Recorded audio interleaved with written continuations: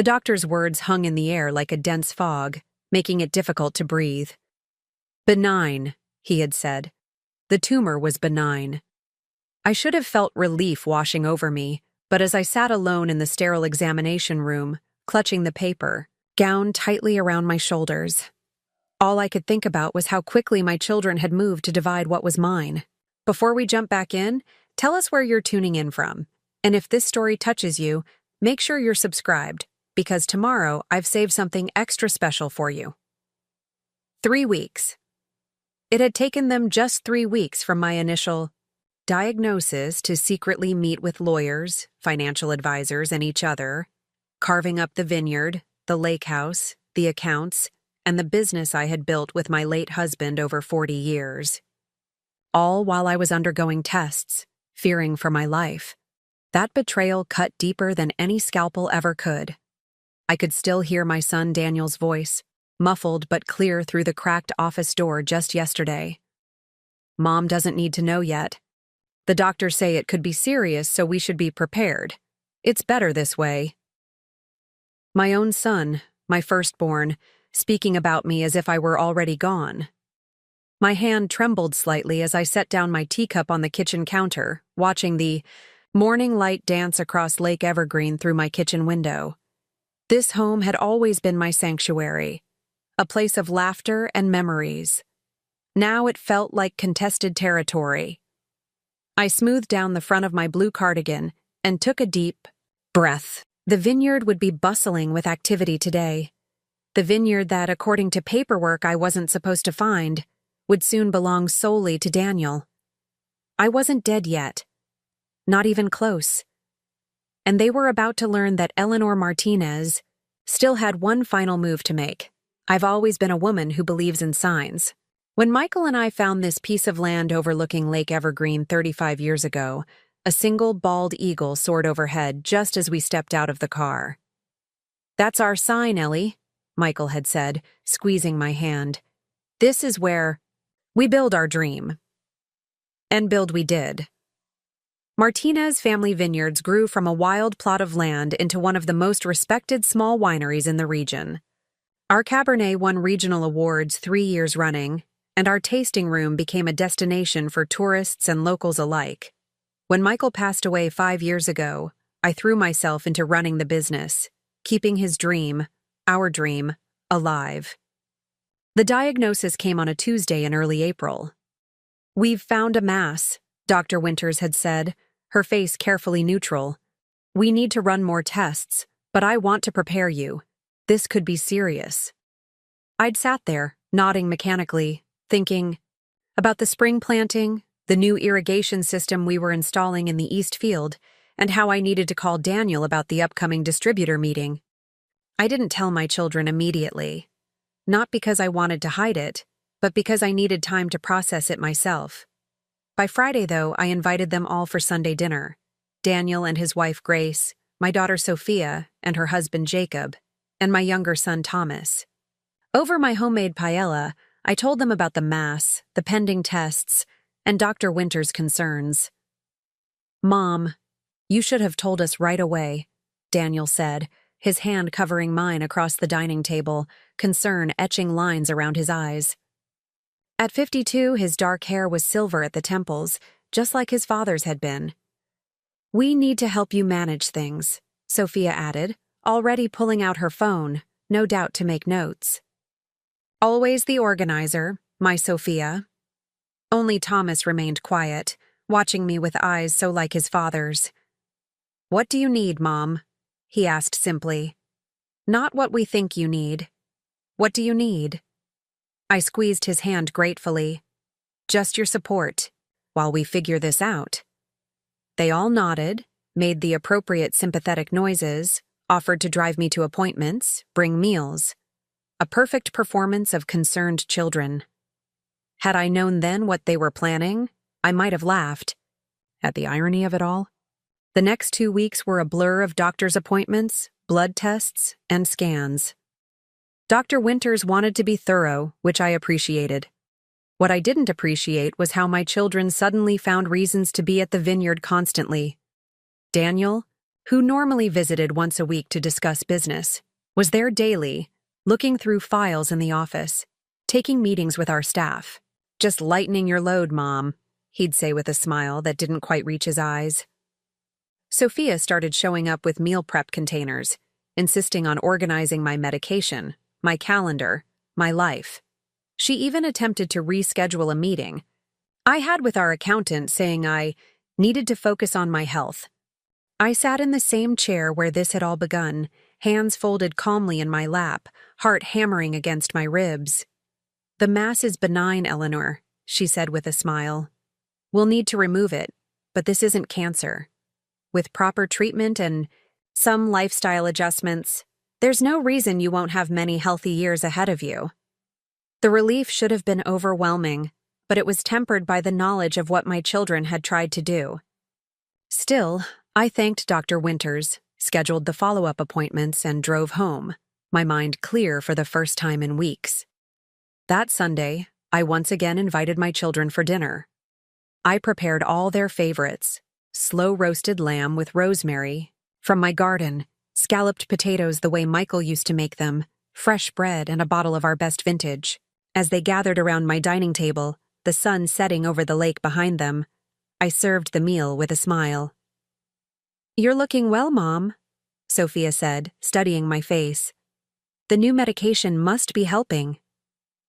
I nodded, taking my seat at the head of the table. "I've had some news, actually. That's why I wanted us all together tonight." The air in the room changed immediately. Daniel set down his fork, and Grace reached for his hand.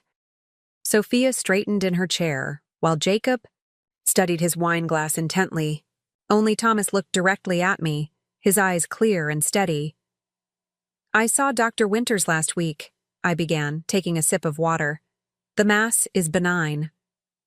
There was a moment of silence, then an explosion of exclamations, relief, questions. They performed their parts perfectly, the concerned, now relieved children. If I hadn't seen the documents with my own eyes, I might have believed them. "That's wonderful news, Mom," Daniel said, raising his glass in a toast. "To your health." "Yes," I agreed, raising my own glass. "To health. And honesty." Something in my tone must have alerted them. The smiles around the table faltered slightly. "What do you mean, Mom?" Sophia asked, her voice carefully light. I set down my glass and looked at each of them in turn. "I know what you've been doing. The trust documents, the power of attorney, forms, the restructuring of the vineyard management." The color drained from Daniel's face. Sophia's eyes widened in panic. Jacob and Grace suddenly found their plates fascinating. Thomas simply closed his eyes briefly, a pained expression crossing his face. "Mom, we can explain," Daniel started, his voice taking on the pacifying tone he used with difficult clients. "We were just trying to protect you, to make sure everything was taken care of if I became incapacitated," I finished for him, "or if I died, because those documents weren't about protection, Daniel. They were about control." Sophia jumped in, always quick to manage a crisis. "You're misunderstanding, Mom. We were worried about you. The initial diagnosis was scary, and we wanted to make sure everything you and Dad built was preserved." "Preserved for whom?" I asked quietly. "Because, from what I saw, you were dividing assets I'm very much still using, cutting out your brother, and positioning yourselves to take over long before there was any medical reason to do so." The silence that followed was deafening. Thomas looked between his siblings, confusion and dawning understanding playing across his face. "You didn't tell me about any documents," he said to Daniel. Preparing and narrating this story took us a lot of time, so if you are enjoying it, subscribe to our channel. It means a lot to us. Now back to the story. Only Thomas seemed normal, stopping by in the evenings to simply sit with me on the porch, watching the sunset over the lake, talking about everything and nothing. I might have continued to believe their concern was genuine if not for Marcus Freeman. Marcus had been our family attorney for decades, handling everything from the Vineyards Incorporation to Michael's will. He called me on a Wednesday afternoon, his voice uncharacteristically hesitant. "Ellie, I'm calling because I'm concerned. Daniel contacted me about setting up a trust for your assets, given your health situation. But he's suggesting terms that seem premature and, frankly, not in line with what I know of your wishes." My hand tightened around the phone. "What kind of terms, Marcus?" His sigh crackled through the line. "Immediate transfer of operational control of the vineyard, to him with Sophia as financial controller, accelerated inheritance distributions, power of attorney for both of them, effective immediately rather than upon incapacitation." The room seemed to tilt slightly. "And they told you I approved this?" "They implied you were too overwhelmed to handle the details but had agreed to the general framework." I thanked Marcus, my mind already racing. After hanging up, I sat motionless at my kitchen table, watching hummingbirds battle over the feeder outside my window. They were so tiny, yet so fiercely territorial. Perhaps I needed to take a lesson from them. The next day, I drove into town to meet Marcus properly. He spread out the documents my children had drafted for his review, papers that would have effectively stripped me of control over everything I'd built, everything Michael and I had created together. "They're moving quickly because they're worried about your capacity to make decisions if your condition worsens," Marcus explained, though his tone made it clear he found their haste distasteful. "I see," I said quietly, examining the papers. Daniel had arranged for himself to take over as CEO of the vineyard, with a significant salary increase. Sophia would control all financial decisions and accounts. The lake house, my home, would be transferred into a trust they would manage for my benefit. "What about Thomas?" I asked. Marcus frowned. "That's another concern. These documents provide significantly smaller distributions to Thomas." When I questioned this, Daniel said it was because Thomas hasn't been involved in the family business. That much was true. Thomas had chosen to become a teacher rather than join the vineyard. But he'd never asked for anything in return, never expected compensation for a path he hadn't chosen to take. "And what happens if this mass turns out to be benign?" I asked, a hypothesis forming in my mind. Marcus looked uncomfortable. "These transfers would be difficult to reverse once executed." I nodded slowly, understanding completely. My children weren't preparing for my incapacitation. They were orchestrating my removal. The disappointment was a physical ache in my chest, sharper than any pain the mass had caused me. "I need you to do something for me, Marcus," I said finally. "But no one can know. Not my children, not your staff. No one." He leaned forward, concern and curiosity mingling in his expression. "Whatever you need, Ellie." Over the next week, I played along with my children's charade. I allowed Daniel to help with vineyard decisions, permitted Sophia to rearrange my medication and schedule my life. I watched as they exchanged glances when they thought I wasn't looking, as they took calls outside where I couldn't hear them. All the while, I was working with Marcus, putting my own plan into motion. The following Tuesday, I returned to Dr. Winter's office for my results. Daniel shot him an irritated glance. "You're not involved in the business. It wasn't relevant to you." "Not relevant?" Thomas's voice rose slightly. "We're talking about our mother's life, her home, everything she and Dad built. How is that not relevant to me?" I let them argue for a moment, watching as decades of family dynamics played out before me. Daniel, always the entitled eldest, Sophia, the strategic mediator, Thomas, often overlooked but with the clearest moral compass of the three. "That's enough," I finally said, my voice cutting through their bickering. They fell silent immediately, a testament to the authority I'd apparently maintained despite their best efforts. "I didn't invite you here to argue. I invited you because I have an announcement to make." I reached beside me for the folder Marcus had prepared, placing it on the table. 2 weeks ago, when Marcus informed me of your activities, I made some decisions of my own. Daniel paled further. What kind of decisions, Mom? I opened the folder and withdrew the documents. Effective immediately, I have restructured the ownership of Martinez Family Vineyards. 40% remains with me. 20% has been transferred to Thomas. What? Sophia gasped. But Thomas has never shown any interest in the vineyard. Perhaps because he was never given the opportunity, I replied calmly. The remaining 40% has been placed in a trust to benefit the children of vineyard employees seeking higher education, a scholarship fund in your father's name. Daniel's face flushed with anger. You can't do that.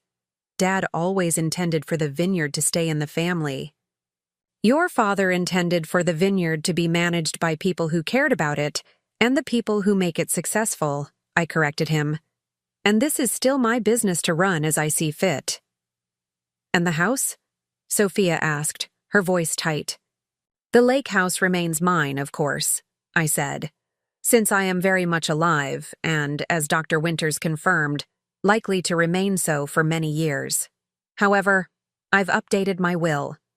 When the time comes, the actual time, not the convenient time you tried to arrange, this house will be donated to the community to serve as an art center and public garden. The silence around the table was absolute, even the usual evening. Sounds of the lake seemed muted, as if nature itself was holding its breath. Why? Daniel finally asked, his voice rough with emotion, though whether it was hurt or thwarted greed, I couldn't be sure. I looked at my firstborn, remembering the day he was placed in my arms, tiny and perfect and full of possibility, because you showed me that you value what your father and I built more than you value me. That's not fair, Sophia protested, tears in her eyes. We were trying to protect your legacy. My legacy? I echoed. I'm still writing my legacy. Sophia. And now it will include protecting what Michael and I built from the very people we built it for. Thomas reached across the table, taking my hand. I'm sorry, Mom.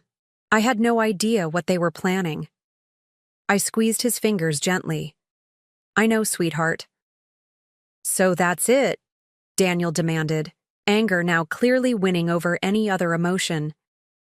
You're punishing us because we tried to be prepared? I met his gaze steadily. I'm not punishing you, Daniel. I'm protecting myself, the business, and the community we've been part of for decades.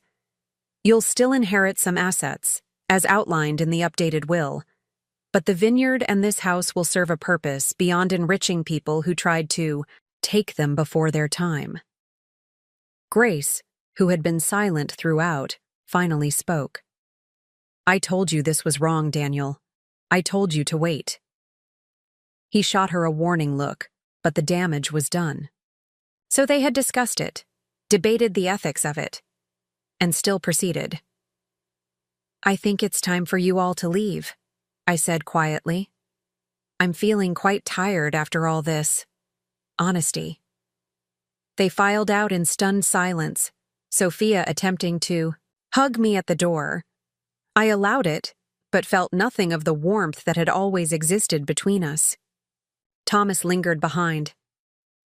Do you want me to stay? He asked. I shook my head. Not tonight. I need some time alone, but we'll talk soon about the vineyard. I meant what I said. You have a place there if you want it. After they'd all gone, I poured myself another glass of wine and walked out onto the porch, settling into the swing Michael had built when we first moved in.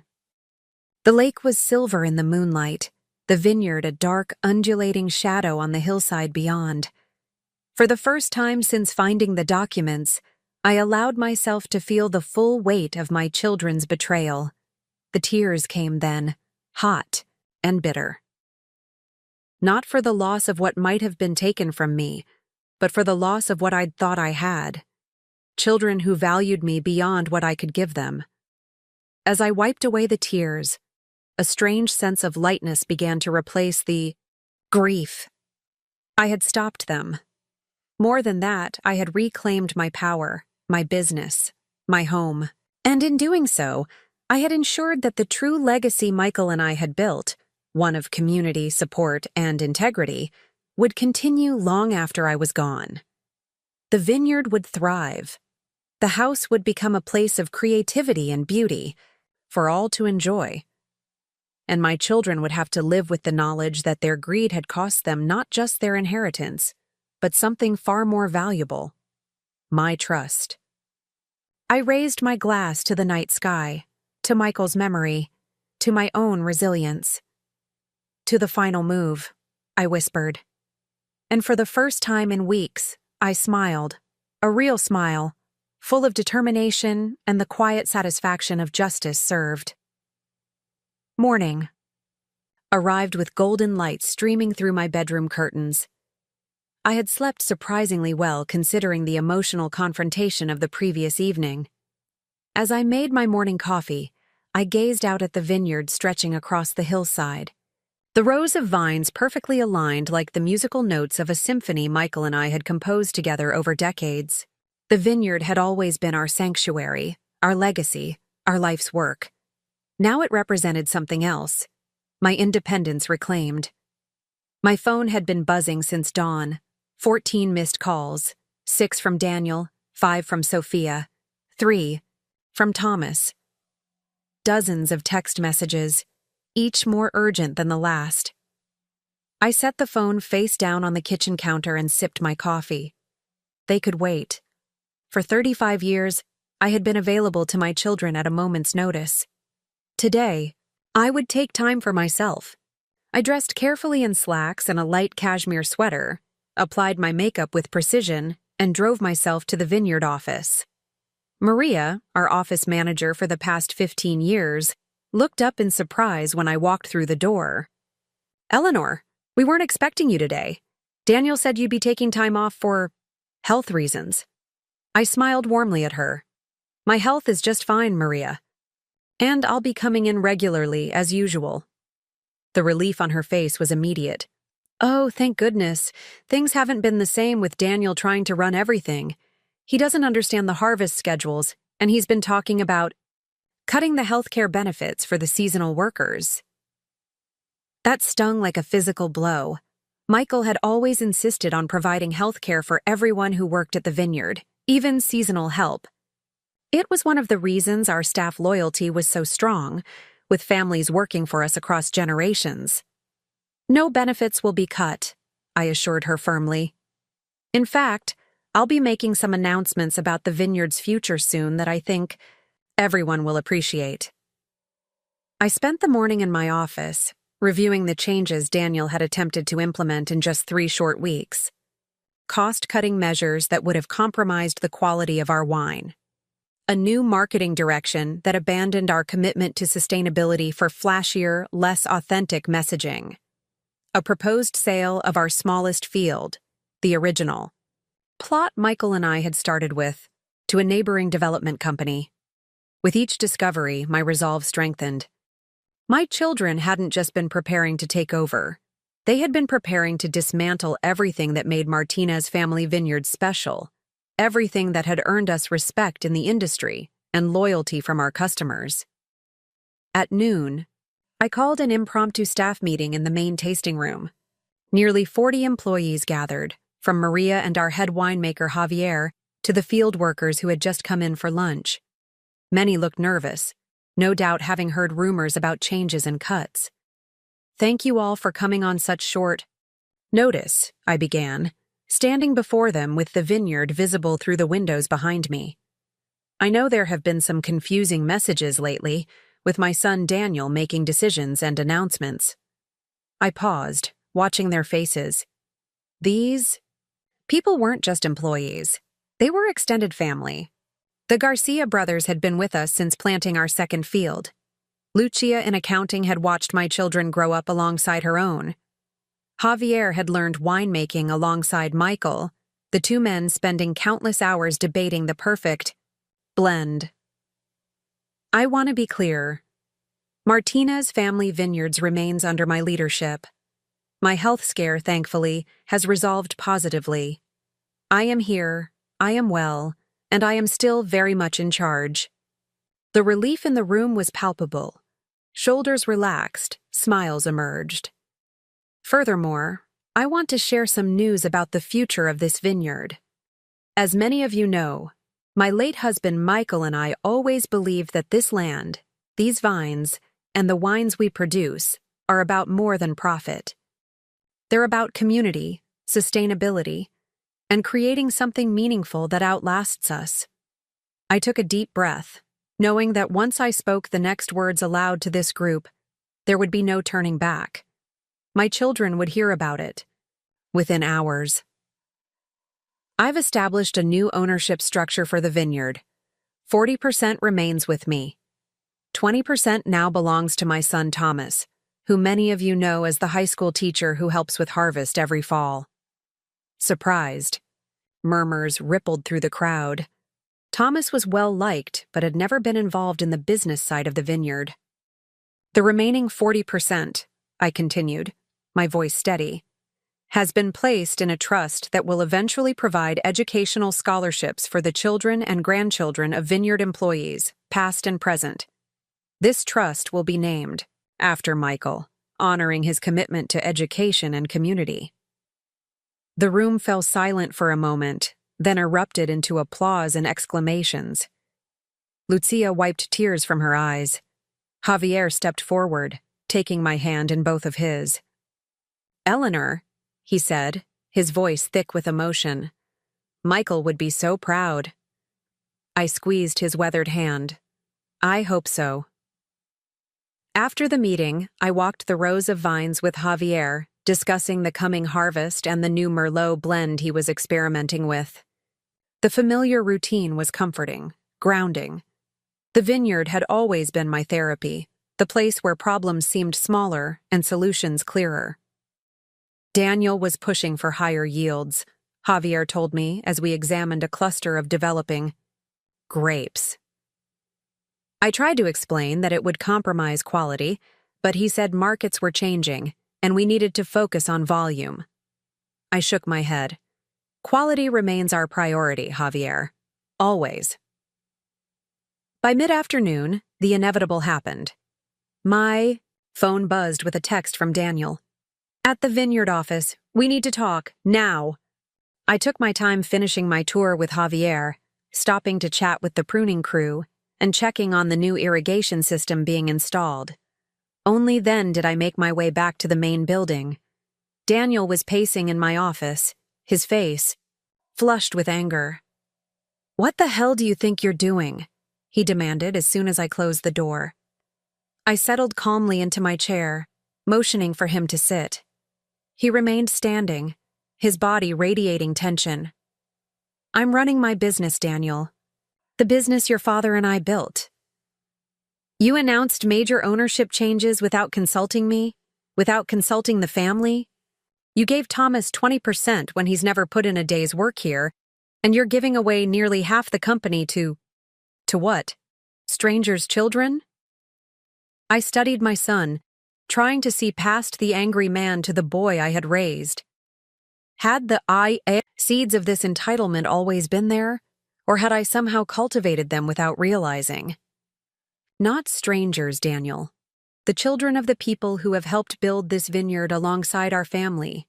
And yes, I made these decisions without consulting you, just as you made decisions about my assets without consulting me. He ran a hand through his hair, a gesture so like his father's that it made my heart ache despite everything. "That was different. We thought you were seriously ill. We were trying to protect the business." "Were you?" Because from where I'm sitting, it looks like you were trying to seize control and reshape the vineyard into something your father and I never intended it to be. Daniel's jaw clenched.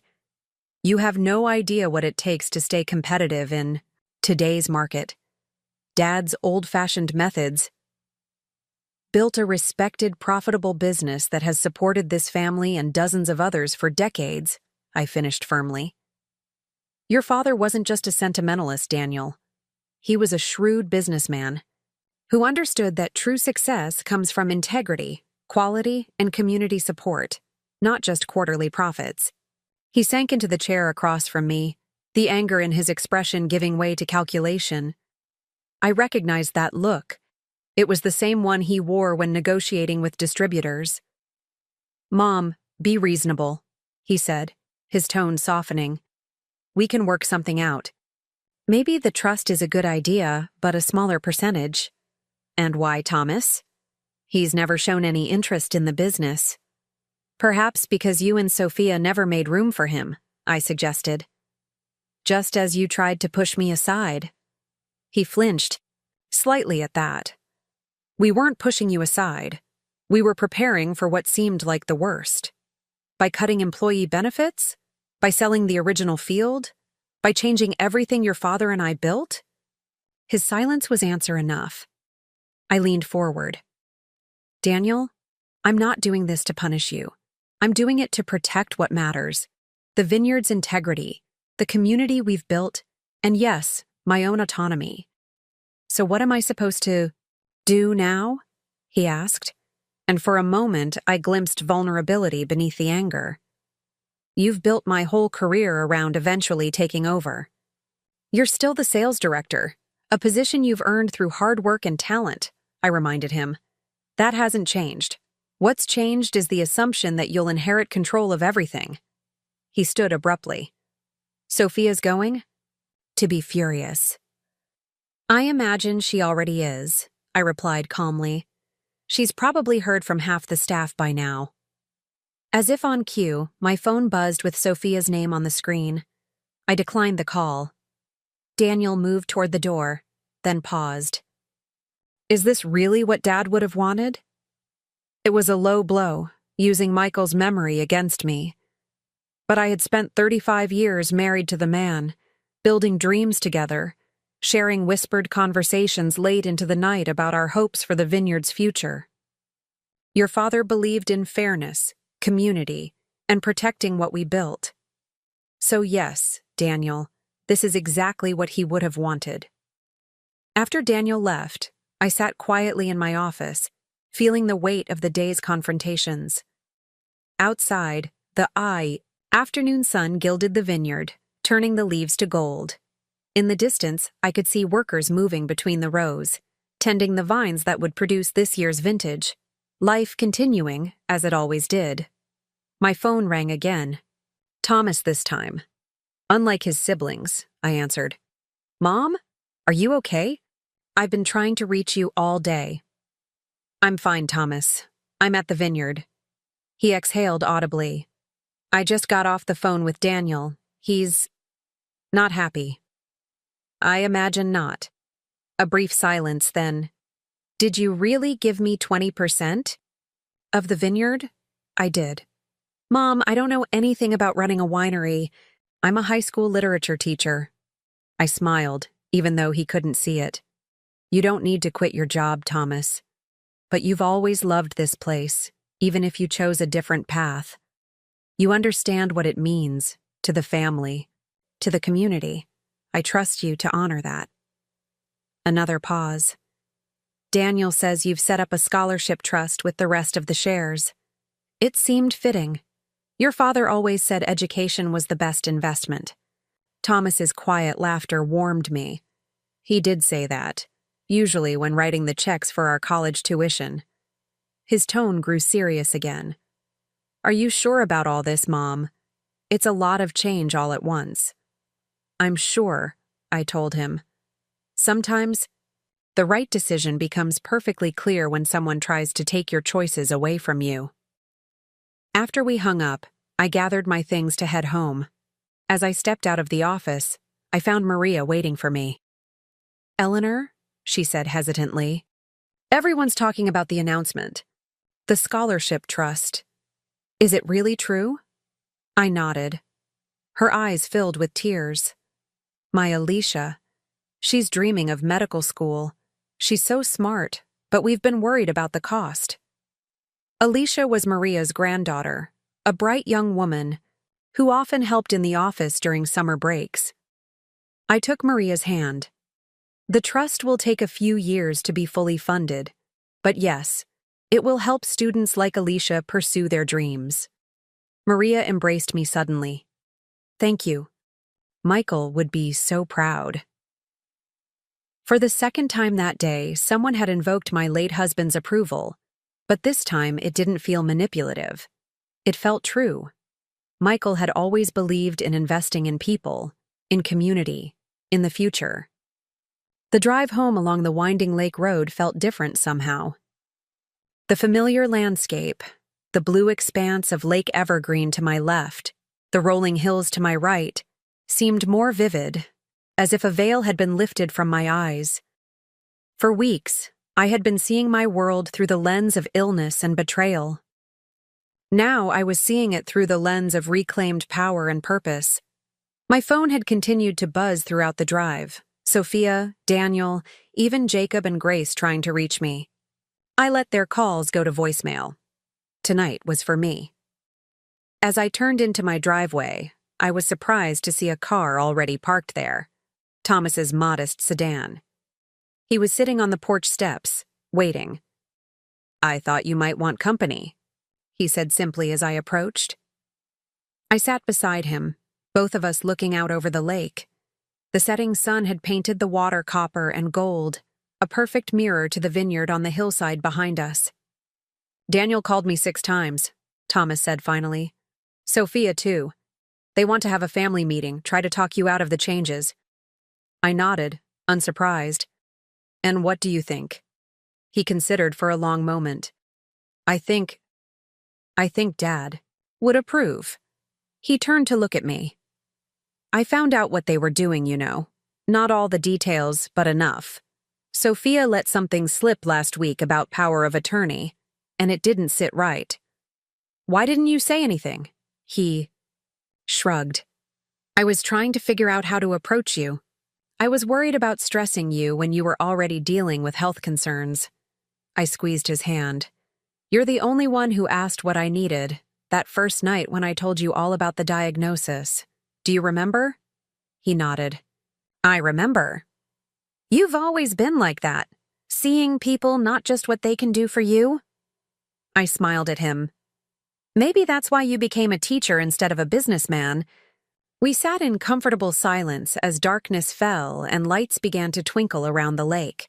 Houses coming alive with evening activities. Boats returning to shore with navigation lights glowing. "Will you help me?" I asked finally. "With the vineyard, with the trust? I could use someone I trust completely." "Of course," Thomas said without hesitation. "Whatever you need." Later, after Thomas had gone home and I was alone in the lake house, I allowed myself a moment of pure grief, not for my health, which was recovering, but for the relationship with my children that would never be the same. Daniel and Sophia had shown me who they truly were in a moment of crisis. That knowledge couldn't be unlearned. As I prepared for bed, I caught sight of Michael's photograph on my nightstand. Not a formal portrait, but a candid shot from harvest about 10 years ago. He was laughing, surrounded by workers, sleeves rolled up and hands stained purple from grapes. His eyes crinkled at the corners the way they always did when he was truly happy. "I did the right thing," I told his image softly. "I protected what we built." I could almost hear his response. "Of course you did, Ellie. You always were the backbone of this family." Sleep came easier than I expected, deep and dreamless. When I woke the next morning, I felt lighter somehow, as if I'd set down a burden I hadn't realized I'd been carrying. The burden of expectations, of attempting to see my children as I wished them to be rather than as they were. My phone showed 27 missed calls overnight. I scrolled through them, Daniel, Sophia, their spouses, even a few from unfamiliar, numbers that I suspected were attorneys or financial advisors they had enlisted. I set the phone aside without returning any calls. Today would be another day for me, for the vineyard, for building the future I wanted rather than defending against the one they had tried to create. I dressed for the day, made my coffee, and stepped out onto my porch to watch the morning mist rising off Lake Evergreen. A pair of eagles soared overhead, perhaps descendants of the one Michael and I had seen that first day. Another sign. The vineyard awaited. There was work to be done, a harvest to prepare for, a future to secure. My children would need to adapt to the new reality or continue fighting against it. That was their choice now. I had made mine. As I drove toward the vineyard office, I felt a sense of purpose stronger than anything I'd experienced since Michael's death. The betrayal had been painful, yes, but it had also been clarifying. Like pruning away diseased vines to save the healthy ones, I had cut away the illusions about my family and my place in it. What remained was stronger, truer, and ready to flourish. The vineyard came into view as I crested the hill, the morning, sun illuminating rows of vines stretching toward the horizon. 35 years of love, labor, and dedication. Not a legacy to be carved up by those who didn't understand its true value, but a living testament to what Michael and I had believed in, that success was measured not just in profit, but in lives touched, community built, and values upheld. I pulled into my parking space, noting that Daniel's car was already there, no doubt preparing for another confrontation. Sophia's would likely arrive soon. The battle for the vineyard's future, and my own, was far from over. But for the first time since finding those documents, I felt completely certain of my path forward. They had made their move, assuming weakness and compliance on my part. But they had underestimated me. The woman who had helped break rocky soil for the first vines, who had weathered frosts and droughts and market downturns, who had continued standing after losing the love of her life. I checked my reflection in the rearview mirror, straightened my shoulders, and stepped out into the morning sunshine. Let them come. I was ready. Inside the office, the atmosphere was tense. Staff members moved quietly, exchanging glances as I walked through the reception area. Maria gave me a supportive nod, her loyalty clear. I could hear voices from the conference room, Daniel's rising in frustration, another responding more calmly. I paused outside the door, listening. "You don't understand what she's done," Daniel was saying. "She's essentially giving away half the company to people who have no stake in its success." "I think you're the one who doesn't understand," came Thomas's steady reply. "These people have every stake in the vineyard's success. They've put their lives into it, just like Mom and Dad did." I smiled to myself. Thomas had arrived early, standing his ground against his older brother, the quiet middle child, finding his voice at last. I pushed open the door. Daniel and Thomas turned toward me, both looking startled by my appearance. Thomas recovered first, offering a small smile of greeting. Daniel's expression hardened. "Good morning," I said, setting my purse down and taking my usual seat at the head of the conference table.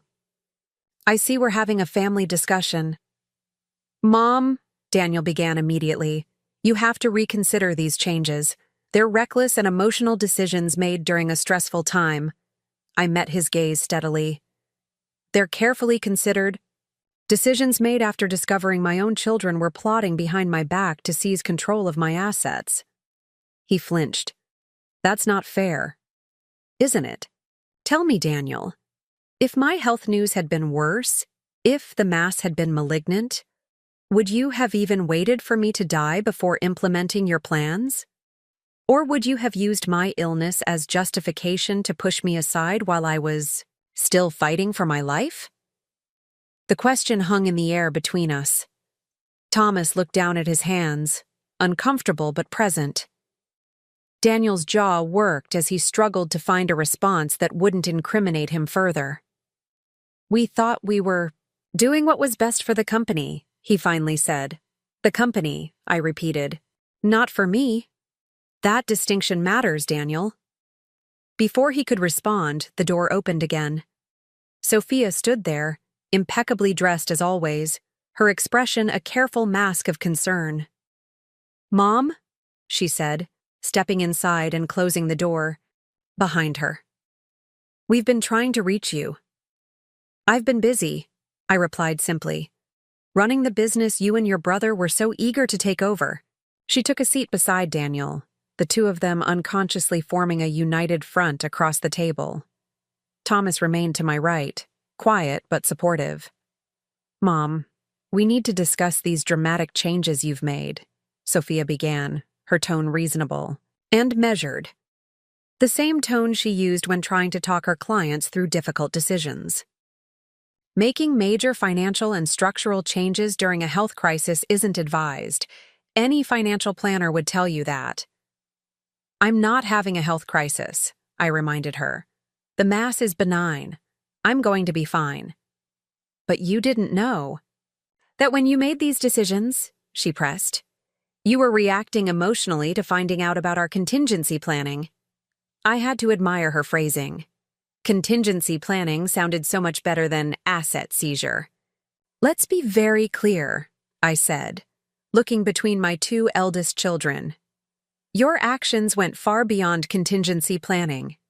You were restructuring the business, planning to cut employee benefits, sell portions of our land, and completely change the vineyard's direction, all while excluding your brother and assuming I would be too ill to object." "Thomas has never shown interest in running the business," Daniel interjected. "Perhaps because you two never gave him the chance," I countered. "You've always seen the vineyard as your inheritance, not as the family legacy your father and I intended it to be." Sophia leaned forward, switching tactics. "Mom, we love you. We were worried about you. Maybe we went too far, but it came from a place of concern." "Did it? Then explain why the documents gave you too complete control rather than creating a board that included all family members. Explain why Thomas's inheritance was significantly smaller. Explain why you were already implementing changes before we even had a diagnosis." Their silence was telling. "I thought so," I said quietly. "This wasn't about protecting me or even the business. This was about taking what you've always felt entitled to." "That's not fair," Daniel repeated, but with less conviction. "What's not fair," Thomas spoke up, his voice firm, "is how you two have treated Mom. She built this place with Dad. It's hers to decide what happens to it."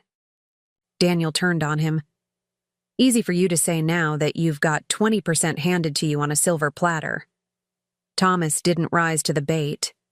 "I never asked for any percentage. I never expected it. Unlike you, I didn't feel entitled to anything." "Enough," I said, holding up a hand to stop the brewing argument. "The decisions have been made. The legal documents are signed. The trust is established. This is the new reality of Martinez Family Vineyards." "We could contest it," Sophia said, her voice taking on an edge I rarely heard from her. "Given the timing and your health concerns, we could make a case that you weren't in a proper state of mind." I smiled at her, which seemed to unnerve her more than anger would have. "You could try. But consider what that would mean. Publicly battling your mother over control of the family business, arguing that I'm mentally incompetent while I'm clearly running the vineyard successfully. How would that look to our clients, our distributors, the community?" Her expression faltered. Image had always mattered greatly to Sophia.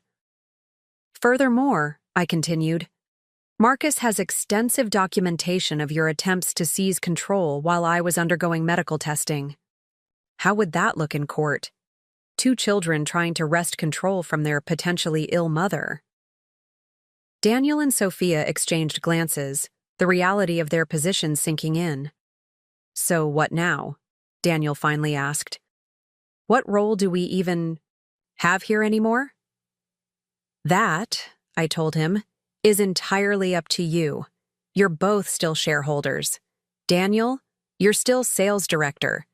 Sophia, you still manage our legal compliance. Those roles haven't changed. What's changed is the assumption that you'll eventually control everything." I stood up, signaling that the meeting was over. "You have a choice to make.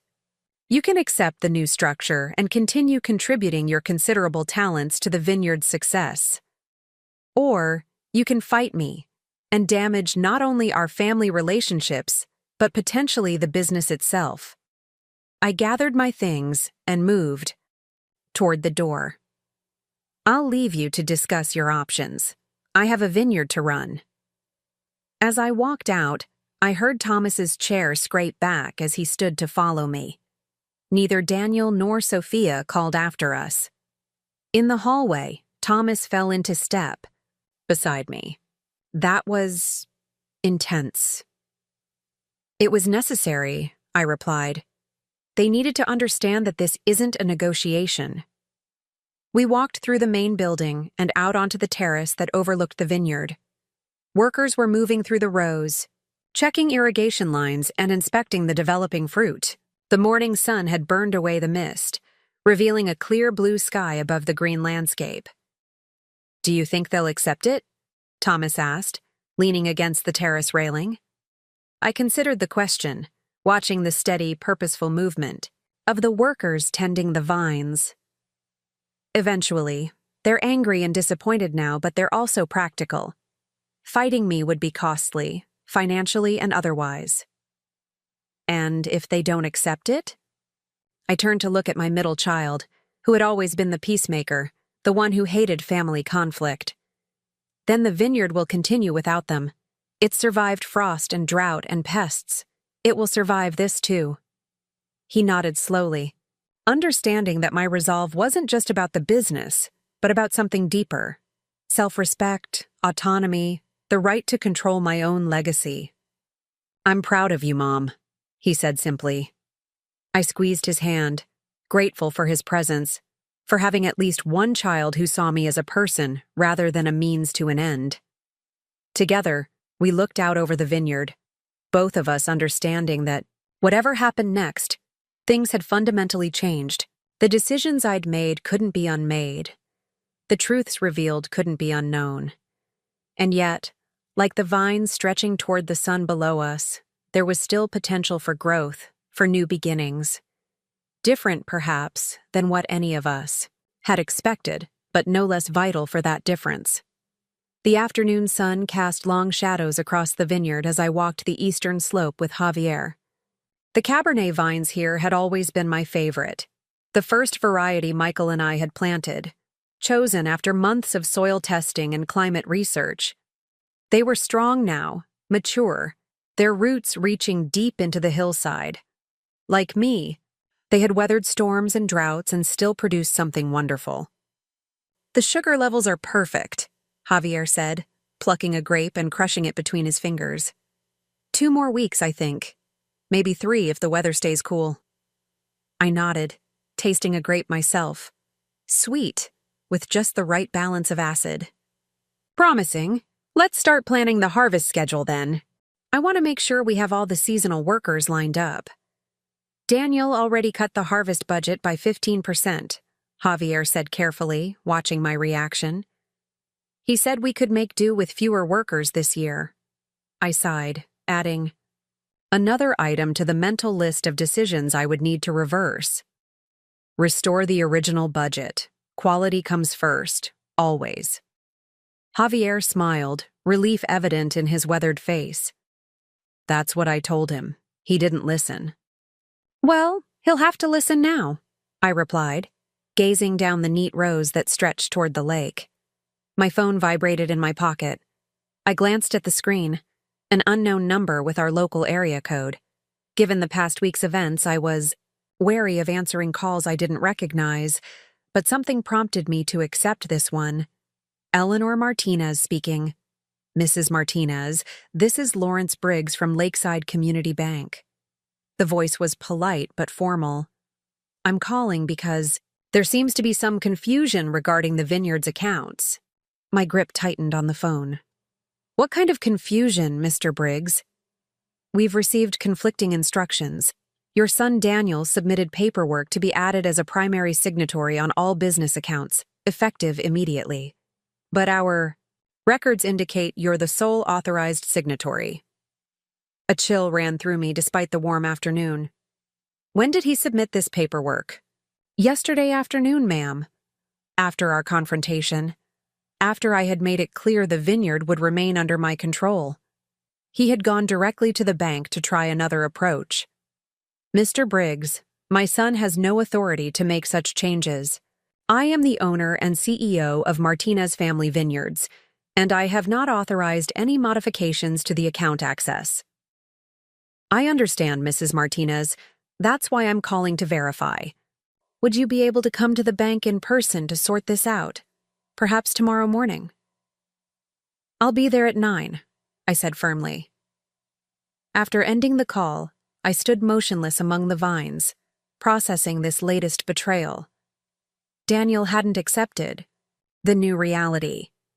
He was still fighting, still trying to wrest control from me through any means possible. Eleanor? Javier's concerned voice broke through my thoughts.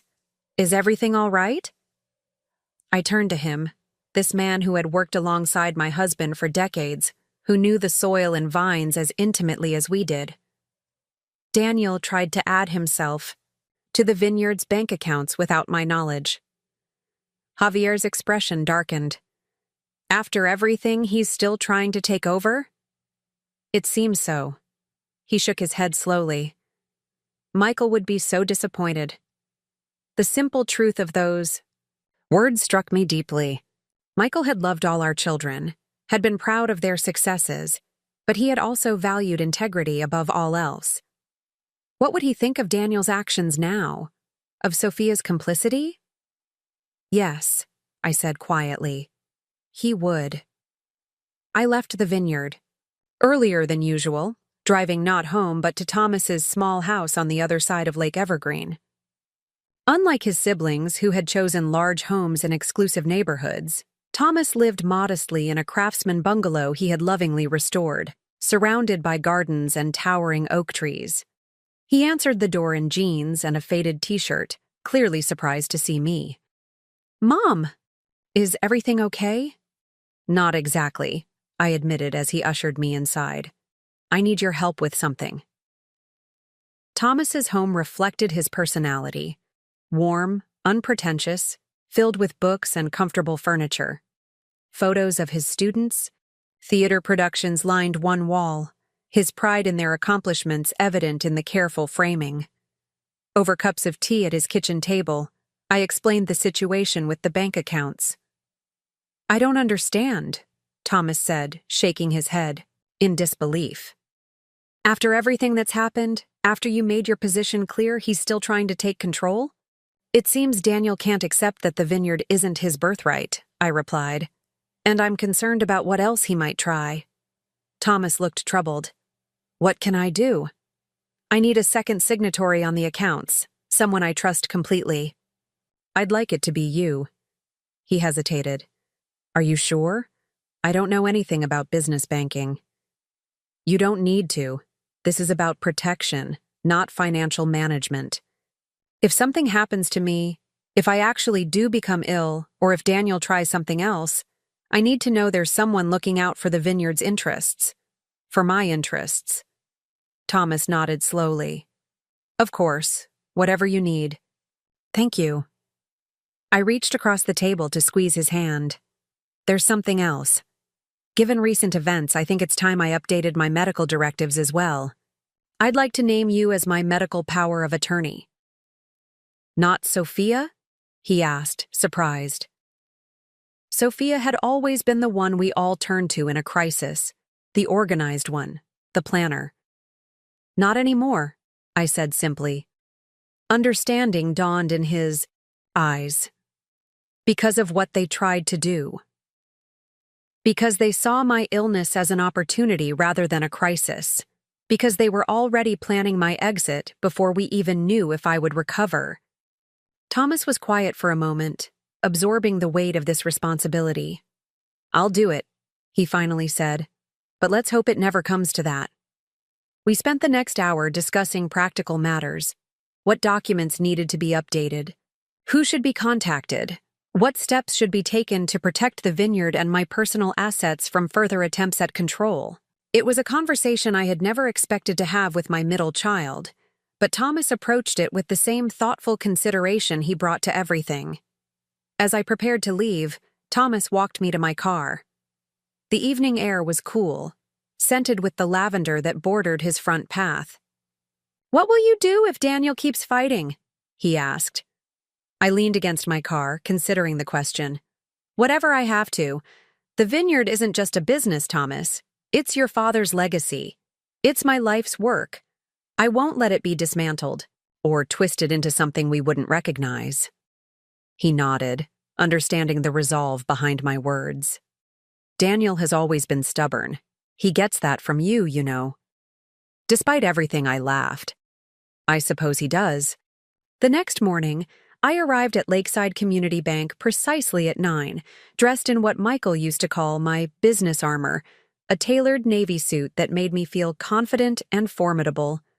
Thomas met me in the parking lot, looking somewhat uncomfortable in his own rarely worn suit. "Ready?" I asked him. He straightened his tie. "As I'll ever be." Lawrence Briggs was waiting for us in his office, a well-appointed room with views of the lake. He rose to greet us, his handshake firm. "Mrs. Martinez, thank you for coming in, and this is my son, Thomas Martinez. He'll be joining us for this discussion and will be added as a secondary signatory on all vineyard accounts." If Briggs was surprised by this development, he hid it well. "Of course, please have a seat."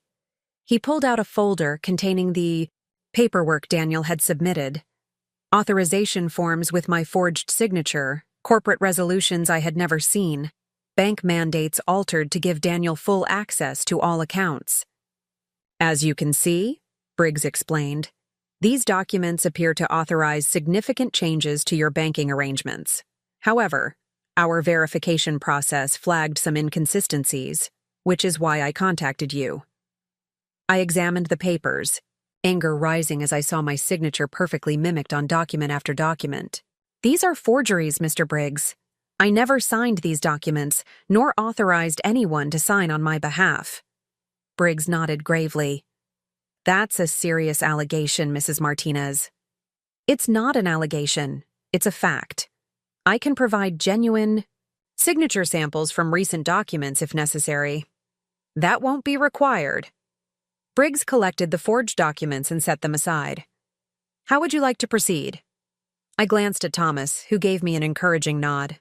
"First, I want all these fraudulent documents invalidated and removed from your records. Second, I want to add Thomas as the only additional signatory on all vineyard accounts. Third, I want additional security measures implemented. Call verification. For any significant transactions, two-factor authentication. Whatever protections you offer." "Of course." Briggs pulled out fresh forms. "We can take care of this immediately." As we completed the legitimate paperwork, adding Thomas to the accounts and implementing enhanced security measures, Briggs cleared his throat delicately. "Mrs. Martinez, given the nature of this situation, will you be pursuing legal action regarding the forgeries?" The question hung in the air. Thomas looked at me, clearly wondering the same thing. "Not at this time," I said after a moment's consideration.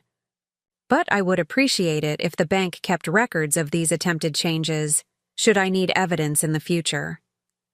"Absolutely," Briggs assured me.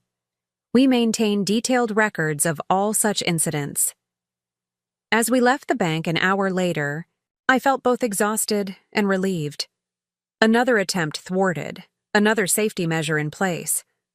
But the fact that I needed to protect myself from my own son was a wound that wouldn't easily heal. "Are you okay?" Thomas asked as we walked to our cars. "I will be," I replied. The morning sun sparkled on Lake Evergreen, sailboats already dotting its blue surface. Life continuing, beautiful and ordinary, even as my family fractured apart. I had just reached my car when a familiar voice called my name. I turned to see Sophia striding across the parking lot, her heels clicking sharply on the pavement, her expression thunderous. "What are you doing, Mom?" she demanded, coming to a stop before us. "Daniel just called me." The bank contacted him about irregularities with his paperwork. I met her gaze steadily. The irregularities being forged signatures and fraudulent documents. Sophia's eyes widened slightly, then narrowed. He was trying to protect the business. By committing fraud? Thomas interjected, disbelief evident in his voice.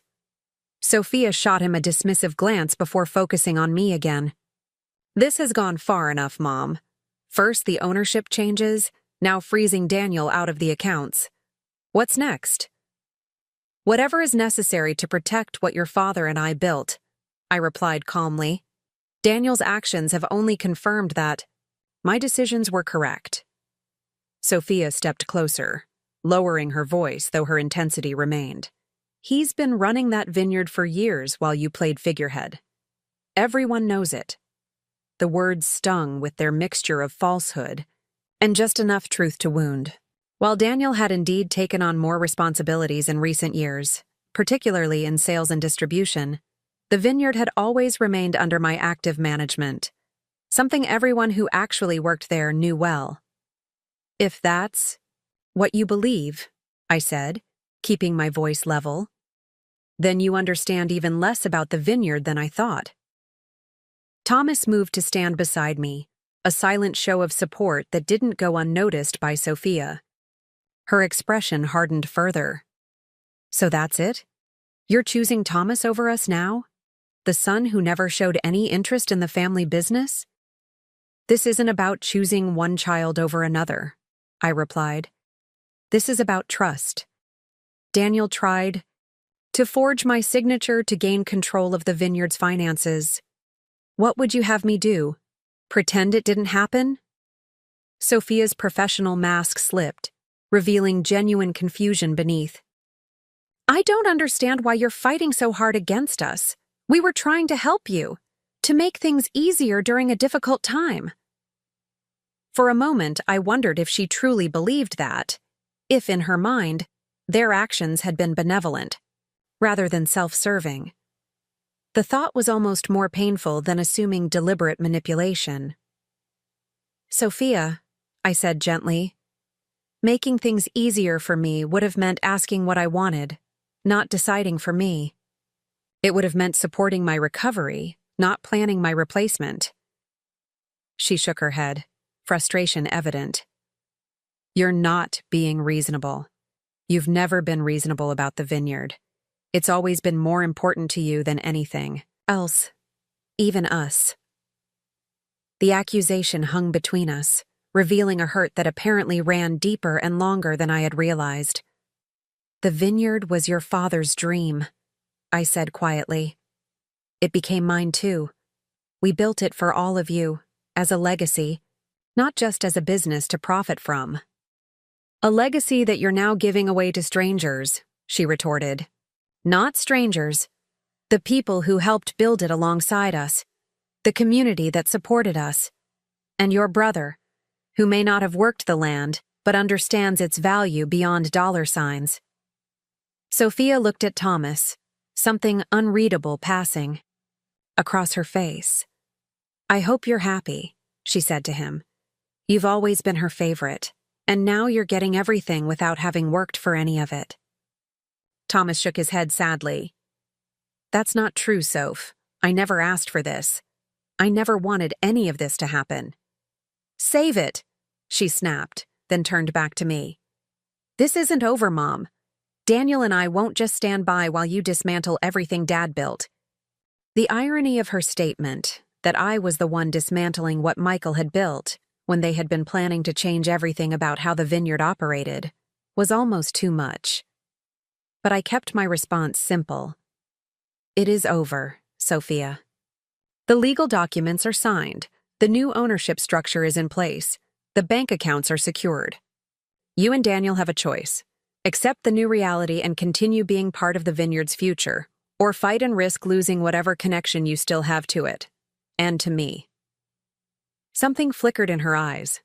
Uncertainty, perhaps, or the first recognition that this battle couldn't be won through intimidation or manipulation.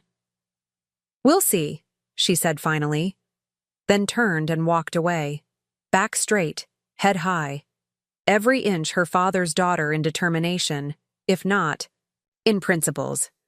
Thomas and I watched her go, both of us feeling the weight of what had just transpired. "Do you think they'll ever understand?" he asked softly. I sighed, suddenly feeling every one of my 63 years. I don't know. I hope so, but I'm not counting on it. As I drove back to the vineyard, my mind was filled with memories of my children when they were young, Daniel proudly helping Michael with his first pruning lesson, Sophia meticulously organizing the tasting room brochures by color and season, Thomas sitting under the oak tree by the picnic area, reading aloud to his siblings during harvest lunch breaks. When had it changed? When had Daniel's pride in learning, the business, become a sense of entitlement to own it? When had Sophia's organizational skills transformed into a need to control everything and everyone around her? And how had I not seen it happening? The vineyard office was quiet when I arrived, most of the staff out in the fields or working in the production areas. Maria looked up from her desk, concern evident in her expression. "Everything okay, Eleanor? You look troubled." I managed, a small smile. "Just family matters, Maria. Nothing for you to worry about." She didn't look convinced, but nodded anyway. "There's fresh coffee in the kitchen, and Javier left some paperwork for you to sign. The new harvest schedule with the restored budget." I thanked her and headed to my office, grateful for the simple normalcy of routine tasks. The harvest schedule was detailed and thorough, Javier's decades of experience evident in every careful calculation. This was how the vineyard should be run, with attention to detail, respect for the land and the process, understanding of the delicate balance between tradition and innovation. As I reviewed the documents, a knock sounded at my door. I looked up to see Marcus Freeman standing there, his expression grave. "Marcus," I said, surprised. "I wasn't expecting you." "I apologize for dropping in unannounced," he said, entering, and closing the door behind him. "But I thought you should know. Daniel and Sophia came to see me yesterday afternoon." My heart sank. "Let me guess. They want to contest the trust arrangements." Marcus nodded, taking a seat across from me. "They claim you were under extreme emotional and medical stress when you made the decisions, that you weren't of sound mind." "And what did you tell them?" "The truth. That you were remarkably clear-headed and determined, that we discussed all options thoroughly, and that in my professional opinion your decisions were sound and rational." I smiled gratefully. "Thank you, Marcus." He set his briefcase on the desk and opened it, pulling out a folder. "That's not why I'm here, though. They mentioned something that concerned me. Daniel's attempt to access the bank accounts." "Yes, we just came from the bank. He forged my signature on several documents." Marcus's eyebrows rose. "That's a serious crime, Eleanor." "I'm aware. For now, I've chosen not to pursue it legally." He nodded, understanding my reluctance to escalate the situation further. "Nevertheless, it suggests they're not planning to accept the new arrangements." Quietly. "I've brought some additional documents for you to consider. Restraining orders preventing them from making financial or legal decisions on your behalf without explicit verified consent." I stared at the papers he placed before me, each one representing another severing of trust with my children. "Is this really necessary, Marcus?" "I hope not," he admitted. "But given what's already happened, I believe it's prudent to have these prepared. You don't need to file them unless there's another incident." I nodded slowly, the reality of the situation settling over me like a heavy cloak. This was what it had come to: legal protections against my own children. "There's one more thing," Marcus continued. "Daniel mentioned contacting some of your distributors and key accounts, apparently positioning himself as the new decision-maker for the vineyard." Alarm coursed through me. "When?" "Yesterday and this morning, according to what he told me." He seemed quite confident that he could convince them to deal with him directly, bypassing you entirely. This was worse than I'd imagined.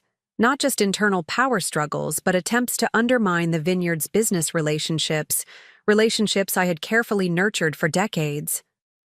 "Thank you for telling me," I said, already reaching for my phone. "I need to contact them immediately." Marcus nodded, standing to leave. "I'll let you handle that. Just remember, Eleanor, you're in the right here. Don't let them make you doubt yourself." After he left, I spent the next 2 hours calling every major distributor, retail account, and restaurant partner the vineyard had. Most had, indeed, heard from Daniel, though their reactions varied. Some were confused by the conflicting messages.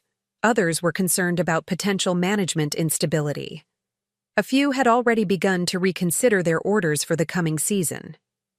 With each call, I patiently explained the situation in the most diplomatic terms possible. A family disagreement about succession planning, nothing that would affect production quality or delivery schedules. I emphasized my continued leadership, the vineyard's stability, the upcoming harvest's promising outlook. Most seemed reassured, though I could sense lingering questions in some conversations. By late afternoon, I was emotionally exhausted, but satisfied that I had contained the damage. I sat back in my chair, gazing out at the vineyard stretching beyond my office window. The late summer sun gilded the ripening grapes, a sight that had never failed to fill me with a sense of accomplishment and continuity. A soft knock interrupted my thoughts. Thomas stood in the doorway, his expression concerned. "How are you holding up?" he asked, stepping inside. I gestured for him to sit. "I've been better." Daniel contacted our distributors, trying to position himself as the new decision-maker. Thomas winced. "That's low, even for him. Were you able to fix it?" "I think so, for now." "But the damage to those relationships." I shook my head. "Trust takes years to build and moments to destroy." "Like family relationships," Thomas observed quietly. The simple truth of that statement hung between us. The past weeks had changed everything. My perception of my children, their perception of me. The dynamics that had defined our family for decades. "I never thought it would come to this," I admitted. "When your father and I started the vineyard, we imagined it bringing the family together, not tearing it apart." Thomas was silent for a moment, considering his words carefully. "Maybe that's still possible. Not the way you imagined, but in a new way." "What do you mean?" "The scholarship trust, it's going to help a lot of families, create opportunities that might not have existed otherwise. That's a kind of togetherness, isn't it? A broader family?" I looked at my middle child with new appreciation. While Daniel and Sophia had been fighting for control, Thomas had been seeing the bigger picture, understanding the true purpose behind the vineyard's creation, not just profit or prestige, but community, connection, continuity. "Yes," I said, softly. "It is." We sat in companionable silence for a few minutes, both lost in thought. Finally, Thomas spoke again. "What will you do if they keep fighting? If they try something else?" I considered the restraining order document still sitting on my desk, the bank's record of the forged signatures, the calls I'd just made to repair damaged business relationships. "Whatever I have to," I replied simply. "I won't let them destroy what your father and I built, either through greed or spite." Thomas nodded, understanding the resolve behind my words. "I'm with you, Mom. Whatever you need." As he left, I realized something had shifted within me. The hurt and betrayal were still there, the sense of loss still acute. But alongside them was something new. A clarity of purpose, a certainty about the path forward. My children's actions had forced me to see them as they truly were, not as I wished them to be. It was painful, yes, but also liberating. The vineyard would continue. The grapes would be harvested, the wine would be made, the land would remain intact, the business practices ethical, the community supported. With or without Daniel and Sophia's acceptance, this was the future I would ensure, the future Michael and I had always envisioned. I picked up the phone one last time, dialing a number I hadn't called in months. "Hello?" The voice was warm, slightly surprised. "Lucia," I said, "it's Eleanor Martinez. I was wondering if you'd be free for dinner this evening." Lucia Garcia had been my closest friend since the early days of the vineyard. As the wife of our first vineyard manager, she had worked alongside me, helping with everything from harvest to bookkeeping to raising children while building a business. Though her husband had passed away 2 years before Michael, she remained connected to the vineyard through her son, who now managed our production team. "Eleanor, of course I'm free. Is everything all right? I've been hearing rumors." "That's partly why I'm calling," I admitted. "I could use a friend right now." "Say no more. My place or yours?" "Mine, if that's all right. 7 o'clock?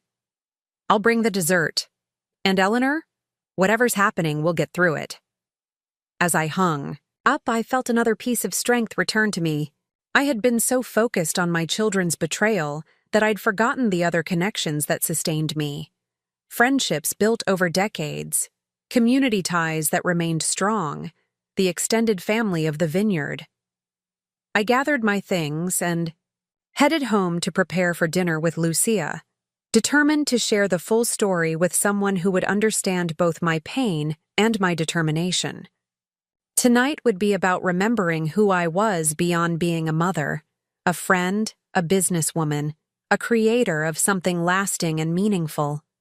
Daniel and Sophia might continue their fight, but they would find me ready. Not just standing firm, but moving forward, surrounded by support they had never thought to consider. The true strength of the community their father and I had built over a lifetime of work and love. The first rays of dawn filtered through my bedroom window, painting the walls with soft, golden light.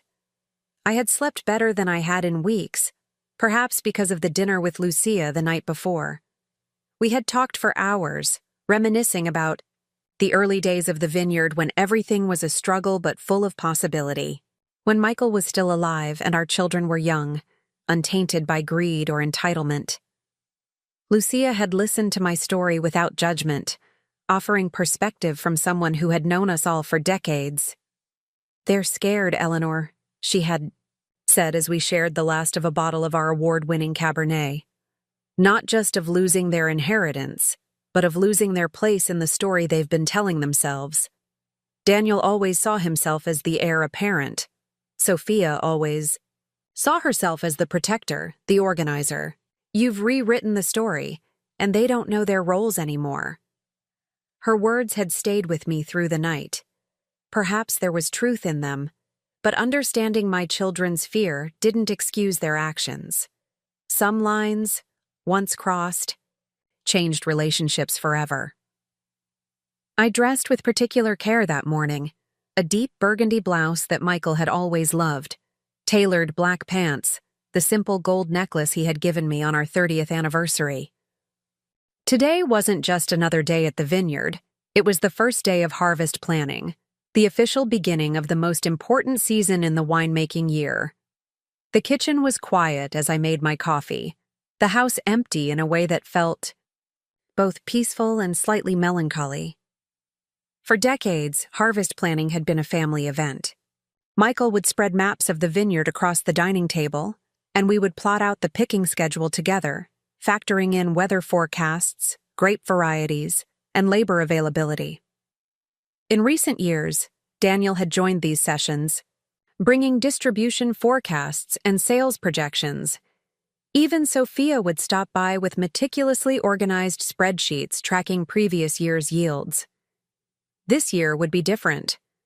I couldn't rely on them anymore, but I wasn't alone.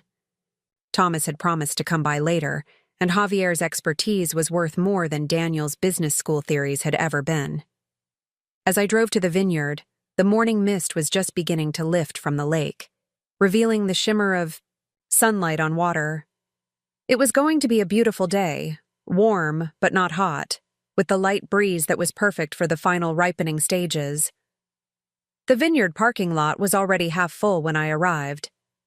Harvest preparation always brought a buzz of energy to the property, with seasonal workers returning, equipment being readied, and production areas cleaned to pristine condition. I loved this time of year.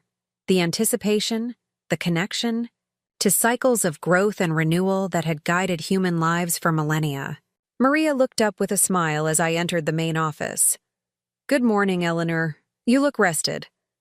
"I feel it," I admitted. "Is everyone here for the planning meeting?" "Almost. Javier is checking the East Field one last time, and Thomas called to say he's running about 10 minutes late. Something about a faculty meeting that ran long." I nodded, pleased that Thomas had called ahead, that he was taking his new role seriously. "And the others?" I asked, not needing to specify whom I meant. Maria's expression grew careful. "Daniel called early this morning. He said he wouldn't be attending unless specifically invited by you." I sighed, both relieved and saddened. At least he wasn't planning to disrupt the meeting, but his absence would be noticed. "And Sophia?" "No word." "Very well. We'll start in the conference room in 15 minutes. Could you make sure the yield projections are ready? And ask Carlos to bring in the weather forecast data." The conference room slowly filled with key personnel: Javier and his assistant winemakers, Maria with her administrative team, Carlos from maintenance, the heads of our processing crew and field management team. Thomas slipped in just as we were about to begin, mouthing an apology as he took a seat near the back. I caught his eye and smiled reassuringly. "Good morning, everyone," I began, standing at the head of the table just as I had for decades. "As you all know, we're approaching our most critical season. Today, we'll be finalizing our harvest schedule, assigning teams, and reviewing quality control protocols." For the next 2 hours, we worked through the complex logistics of bringing in tens of thousands of pounds of grapes at precisely the right moment of ripeness. Which fields would be picked first? Which varietals needed additional time on the vine? How many workers would be needed for each section? Which equipment required maintenance before the rush began? Thomas remained quiet initially, observing and learning. But as the meeting progressed, he began asking thoughtful questions about sustainability practices, about the welfare provisions for seasonal workers, about the quality control measures that had earned Martinez Wines their reputation for excellence. Javier caught my eye across the table, giving me a subtle nod of approval. Thomas might not have Daniel's business experience or Sophia's organizational skills, but he brought something different, a genuine concern for the human element of winemaking, an appreciation for the artistry involved rather than just the profit potential. As the meeting concluded and people gathered their notes, Javier approached me. "It's going to be a good harvest, Eleanor. The test clusters are showing excellent sugar acid balance, especially in the Cabernet and Merlot blocks." "That's wonderful news," I replied, truly pleased. The quality of this harvest would be particularly important given the recent upheaval. He hesitated, then added more quietly, "I heard about what happened with Daniel and the bank accounts. The forged signatures." News traveled fast in small communities like ours. "Yes, well, that's been addressed." Javier nodded, his weathered face serious. "Just so you know, the Vineyard team is behind you. 100%. What you did with the scholarship trust. People won't forget that." His words warmed me unexpectedly. In focusing on the betrayal by my children, I had perhaps underestimated the support I had from the broader Vineyard family. "Thank you, Javier. That means more than you know." As the conference room emptied, Thomas approached, notebook in hand. "That was fascinating. I had no idea harvest planning was so complex." I smiled at him. "Your father used to say making great wine is like raising children. It requires patience, attention to detail, and knowing when to intervene versus when to let nature take its course." "Sounds like Dad," Thomas said, his expression softening with memory. He always had a perfect metaphor for everything. We walked together toward my office, discussing the meeting and what Thomas had learned, when Maria appeared in the doorway, her expression troubled. "Eleanor, there's someone here to see you. Mark Reynolds from Lakeview Development." I frowned, the name immediately familiar. Lakeview Development was the company that had been trying to buy portions of our land for years, particularly the IA's original field that bordered the lake.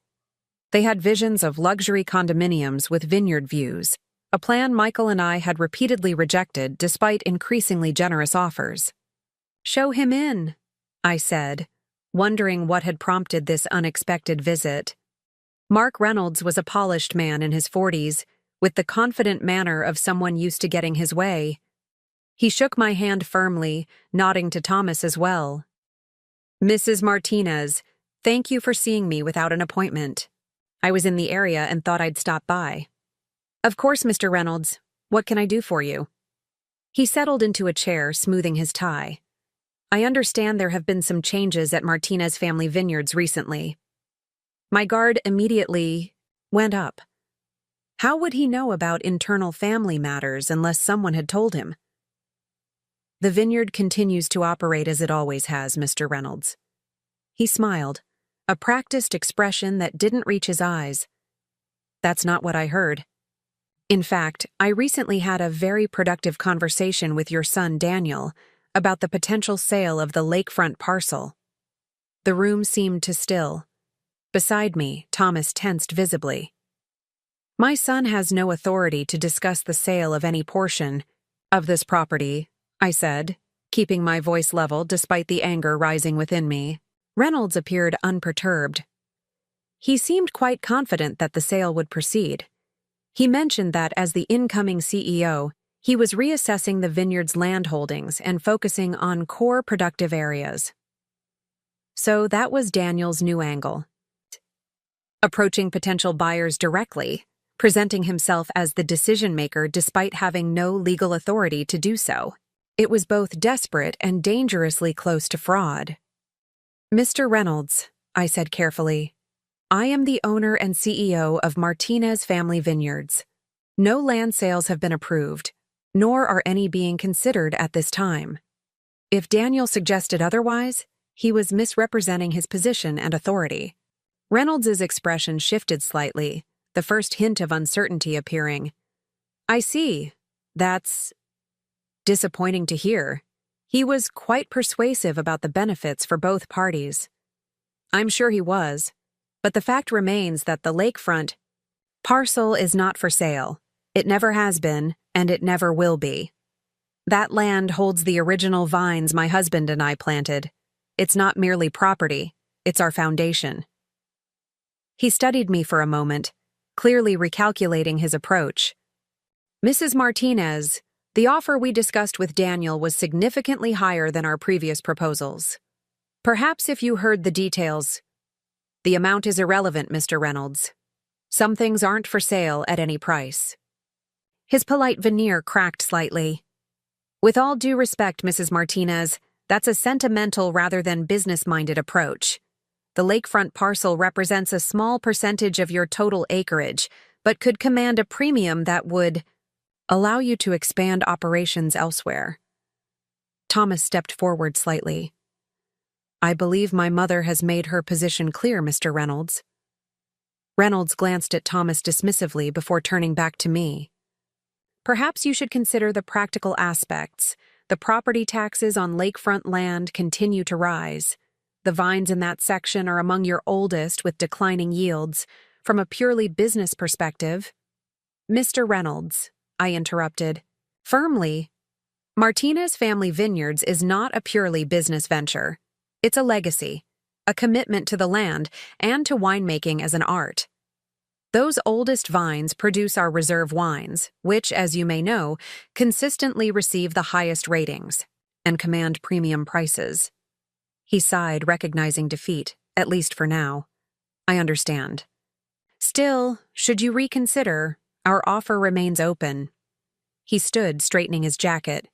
"And, Mrs. Martinez, you might want to have a conversation with your son about his communications regarding vineyard assets. After he left, Thomas and I looked at each other in shared disbelief.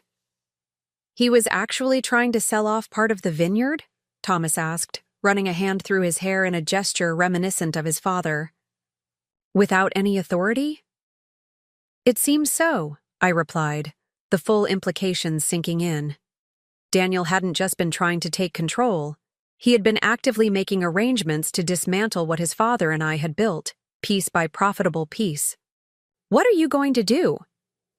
I moved to the window, looking out at the vineyard stretching across the rolling hills, the original lakefront plot visible in the distance.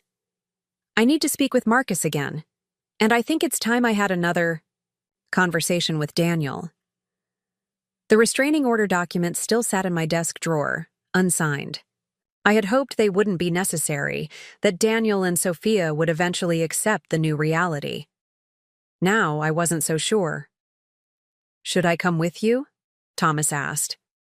I shook my head. This is between Daniel and me, but thank you. I found my oldest son at his home, a sprawling contemporary house on the opposite side of the lake from mine. Grace answered the door, surprise and wariness evident in her expression. Eleanor, we weren't expecting you. I need to speak with Daniel, I said simply. Is he home? She hesitated, then nodded, stepping back to allow me inside. He's in his office. I'll tell him you're here. The house was immaculate as always, decorated in the modern, minimalist style Grace preferred. I waited in the living room, taking in the expensive furniture, the original artwork, the floor-to-ceiling windows overlooking the lake. Daniel and Grace had done well for themselves, he with his position at the vineyard, she with her interior design business that catered to wealthy clients. They had a comfortable life, yet apparently it wasn't enough. Daniel appeared in the doorway, his expression guarded. Mom, this is unexpected. Mark Reynolds came to see me today, I said without preamble. He seemed to think he was purchasing our lakefront property based on discussions with you. Daniel's face betrayed nothing, but his hands, so like his father's, clenched slightly at his sides. Reynolds exaggerates. We had a preliminary conversation, nothing more.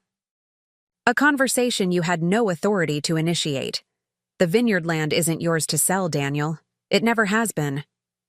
He moved further into the room, his posture defensive. I was exploring options, that's all. The lakefront parcel is underutilized. The vines there are past their prime. It made sense to consider Reynolds's offer. Those vines are our heritage stock, the source of our best wines. Heritage doesn't pay the bills, Mom. Sentiment doesn't fund expansion. I studied my son, trying to reconcile the ambitious, calculating man before me with the boy who had once followed Michael through the vineyard with wide-eyed wonder, learning the names of each grape variety, helping to build the trellises for new plantings. When did it become only about money for you, Daniel? When did you stop seeing the vineyard as something more than a business to exploit? His expression hardened. That's unfair. I've dedicated my career to growing the vineyard's sales, expanding our distribution, building the brand. Yes, you have. And you've been well compensated for that work. But somewhere along the way, you started seeing the vineyard as yours to command rather than ours to steward. Because Dad always told me it would be. The words burst from him with unexpected force. From the time I was old enough to understand, he talked about how someday I would take over, how I was learning the business so I could lead it into the future.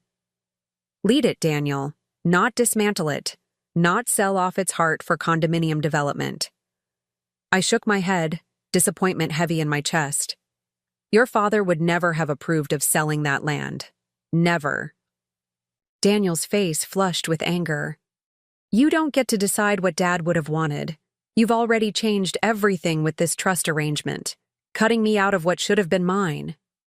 The vineyard was never just yours, Daniel. It was always meant to benefit the entire family, including Thomas, and the community that helped build it. Thomas, he scoffed. who never showed any interest until there was something to gain. Your brother has always loved the vineyard in his own way. He may not have wanted a career in winemaking, but he respects what it represents. Daniel paced the room, agitation evident in every movement. So what now? You've come to lecture me about talking to Reynolds? Message received. I've come to make something very clear, I said, my voice firm. If you attempt to represent yourself as having authority over vineyard assets again, to banks, to buyers, to anyone, there will be legal consequences. He stopped, staring at me with disbelief. You'd sue your own son? I'd protect what your father and I built from anyone who threatens it. Even you.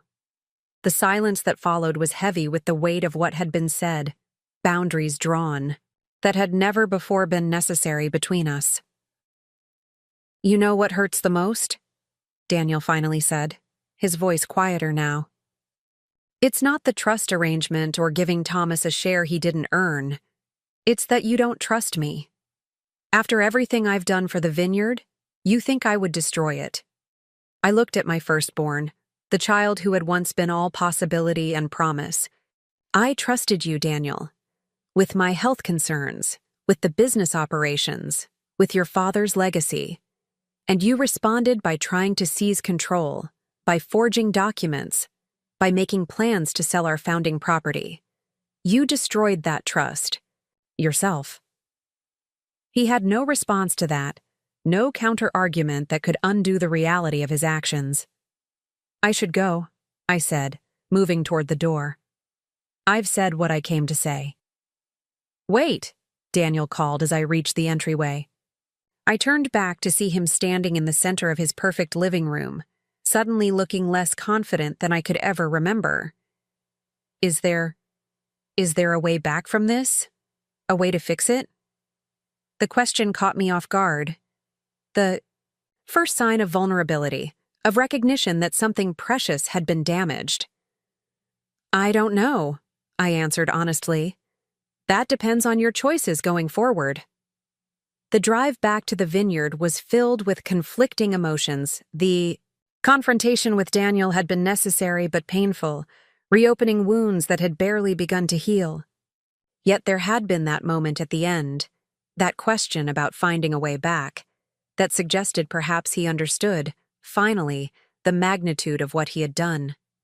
When I arrived back at the office, I found Thomas waiting for me, concern evident in his expression.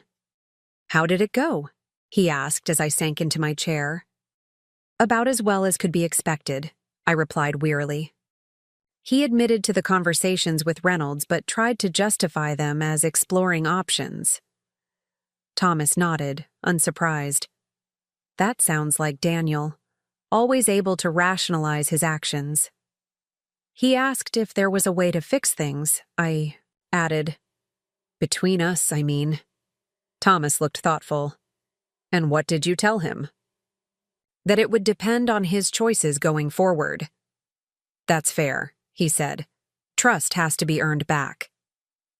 We sat in companionable silence for a moment, both lost in thought. Through the window, the afternoon sun illuminated the vineyard, the rows of vines stretching across the hillsides like lines of musical notation, each one part of a greater harmony. I've been thinking, Thomas said finally, about the scholarship trust. What about it? I'd like to help set up the administration, design the application process, the selection criteria, maybe even develop mentorship opportunities for the recipients. It's the kind of work I already do with my students, just on a larger scale. I studied my middle child, seeing in him a compassion and thoughtfulness that made my heart swell with pride. I think that's a wonderful idea, Thomas. I spoke with Javier earlier, he continued. He mentioned that his granddaughter Maria wants to study viticulture at UC Davis. She'd be a perfect first candidate when she graduates high school next year. Yes, she would. She spent every summer since she was 14 helping in the fields and the lab. That's the kind of connection I want the trust to recognize. Not just financial need, but genuine passion for winemaking, for the land, for continuing the traditions. I reached across the desk to squeeze his hand, reminded suddenly and powerfully of Michael, not in Thomas's appearance, which had always favored my side of the family, but in his values, his vision of the vineyard as more than a business. "Your father would be so proud of you," I said softly. Thomas smiled, a mixture of pleasure and sadness in his eyes. "I hope so." The moment was interrupted by a knock at the door. Maria stood there, an envelope in her hand. "This just arrived by courier," she said, passing it to me. "From Lakeside Community Bank." I waited until she had left to open it, an uneasy feeling growing as I recognized the formal letterhead. "What is it?" Thomas asked, noting my expression. "The bank is notifying me that a formal complaint has been filed regarding the recent changes to our account authorizations," I said, scanning the document. "They're requesting a meeting with all interested parties to resolve the dispute." "Daniel?" Thomas sighed. "He's not giving up." "It seems not," I agreed, setting the letter aside. "But neither am I." Over the next days, the vineyard hummed with pre-harvest energy. Equipment was checked and double-checked. Temporary workers arrived and were assigned housing. The processing facility was prepared for the tons of grapes that would soon flow through it. Through it all, I maintained a presence, walking the rows with Javier, consulting with the production team, reviewing quality control protocols. Thomas divided his time between his teaching responsibilities and learning the vineyard operations, absorbing everything with the same thoughtful attention he brought to his literature classes.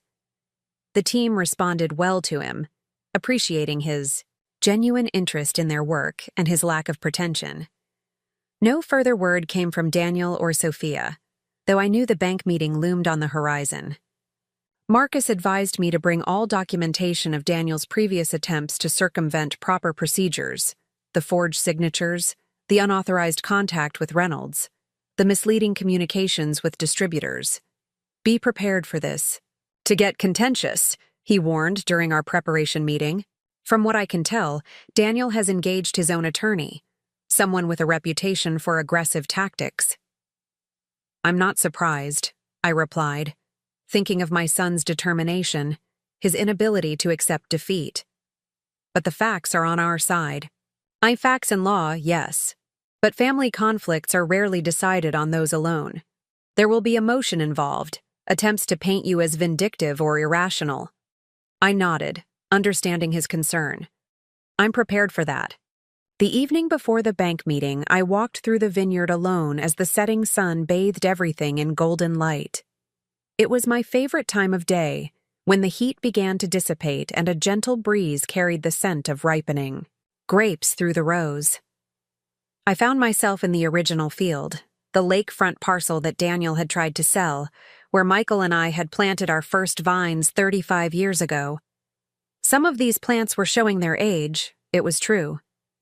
Their yields were lower than the newer blocks, higher on the hillside.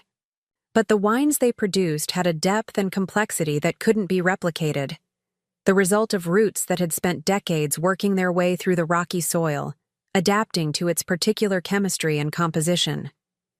I ran my hand along, an ancient trunk, feeling the rough bark beneath my fingers.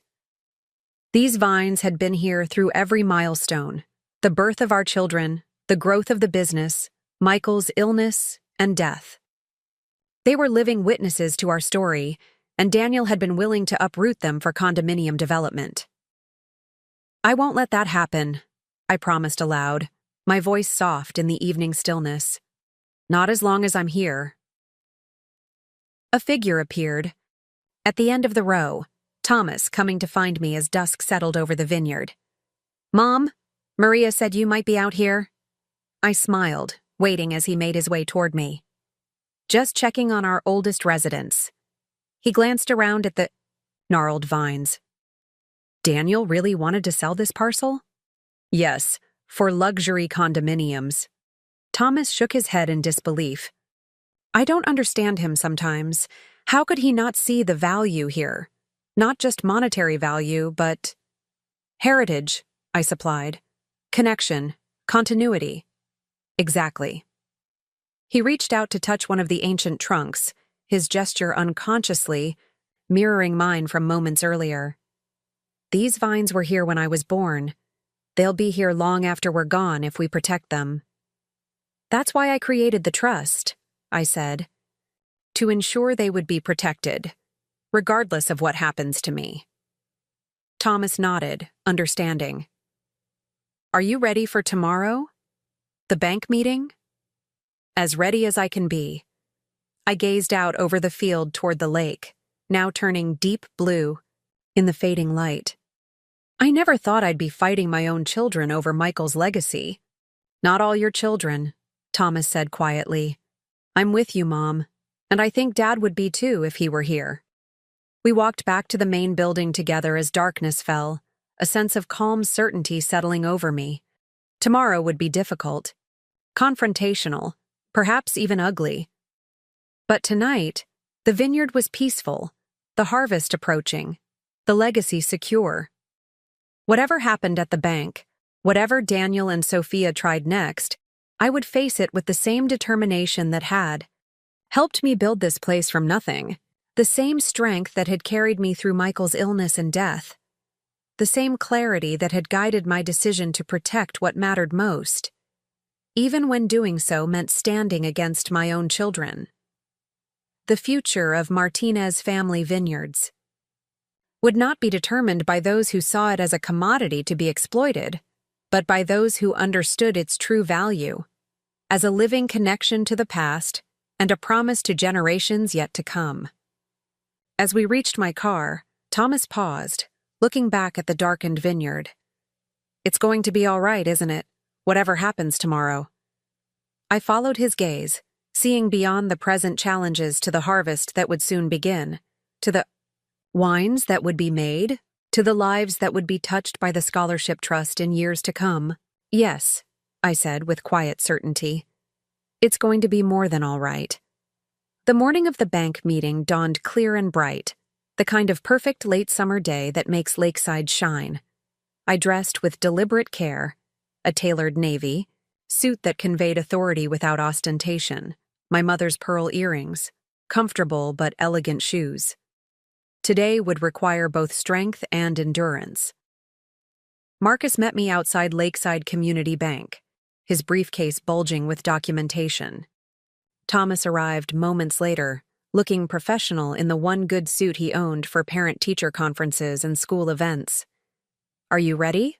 Marcus asked, his expression conveying both concern and determination. I've been ready since. I found those documents, I replied, straightening my shoulders. Let's end this. The bank's conference room was already occupied when we entered. Daniel sat on one side of the long table, a slick-looking attorney beside him. Sophia was there too, her face a careful mask of professional neutrality. Lawrence Briggs from the bank sat at the head of the table, flanked by two colleagues I didn't recognize. Mrs. Martinez, thank you for coming, Briggs began, his tone formal.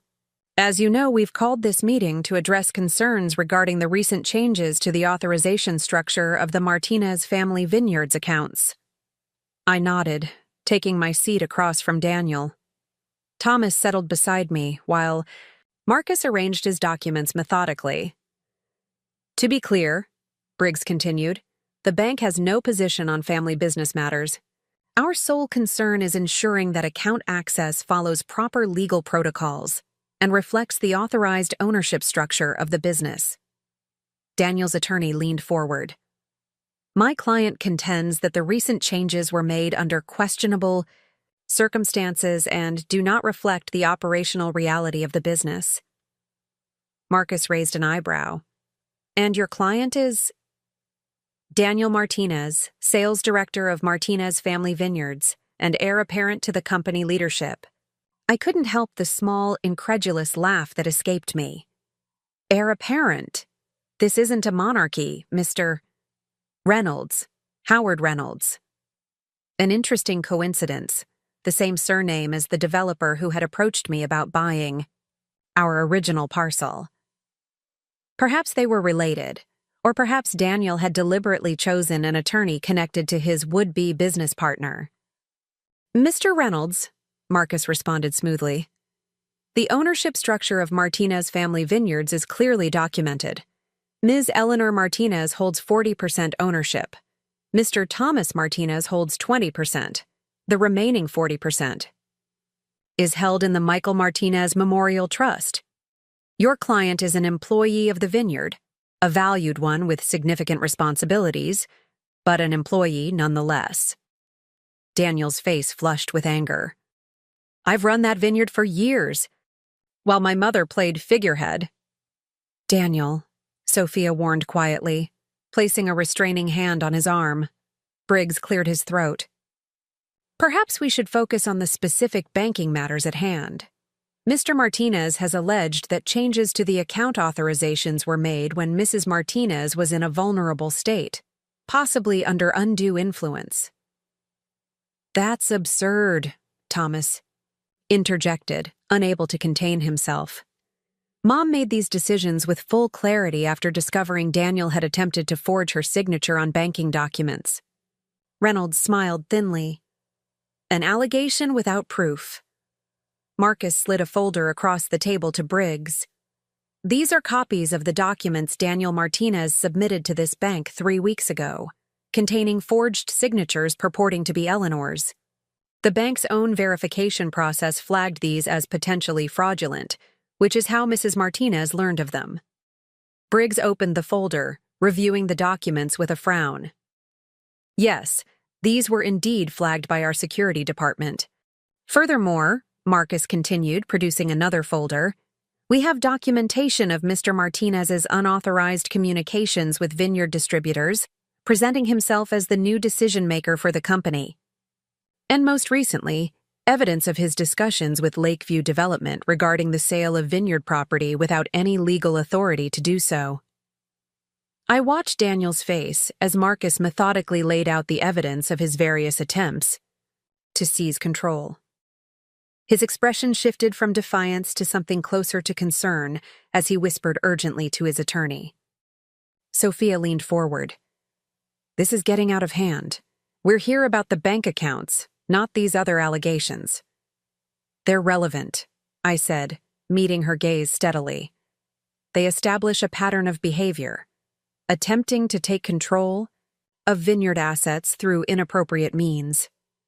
Reynolds tried to redirect. My client has devoted his career to growing the vineyard business. His concern was ensuring continuity during what appeared to be a serious health crisis for his mother. By forging documents? Thomas asked incredulously. By trying to sell off the original vineyard parcel? Daniel glared at him. You know nothing about running a business, Thomas. Sometimes difficult decisions need to be made. Selling our founding vineyard wasn't a difficult decision, I interjected. It was a betrayal of everything your father and I built. Briggs raised his hands, trying to restore order. Please, let's focus on the banking matter specifically. Mrs. Martinez, when you added Thomas as a signatory and removed Daniel's access, were you acting of your own free will? Were you mentally competent to make that decision? Absolutely, I replied firmly. I made these changes after discovering unauthorized attempts to access the accounts. My medical condition, which turned out to be benign, had no bearing on my mental capacity. We have her doctor's statement confirming this, Marcus added, producing yet another document. Dr. Winters has attested that Mrs. Martinez showed no signs of cognitive impairment at any point during her treatment. Reynolds whispered something to Daniel, who shook his head stubbornly. Sophia watched this exchange with a calculating expression before suddenly straightening in her seat. This isn't productive, she said with unexpected authority. Daniel, the evidence is clear. The forged documents alone. She turned to me, her professional facade cracking slightly to reveal something more vulnerable. Mom, I had no knowledge of the forged bank documents or the discussions with Lakeview Development. That wasn't part of what we discussed. Daniel stared at his sister in disbelief. Sophia, what are you doing? She ignored him, focusing on me. I still believe our original concerns were valid.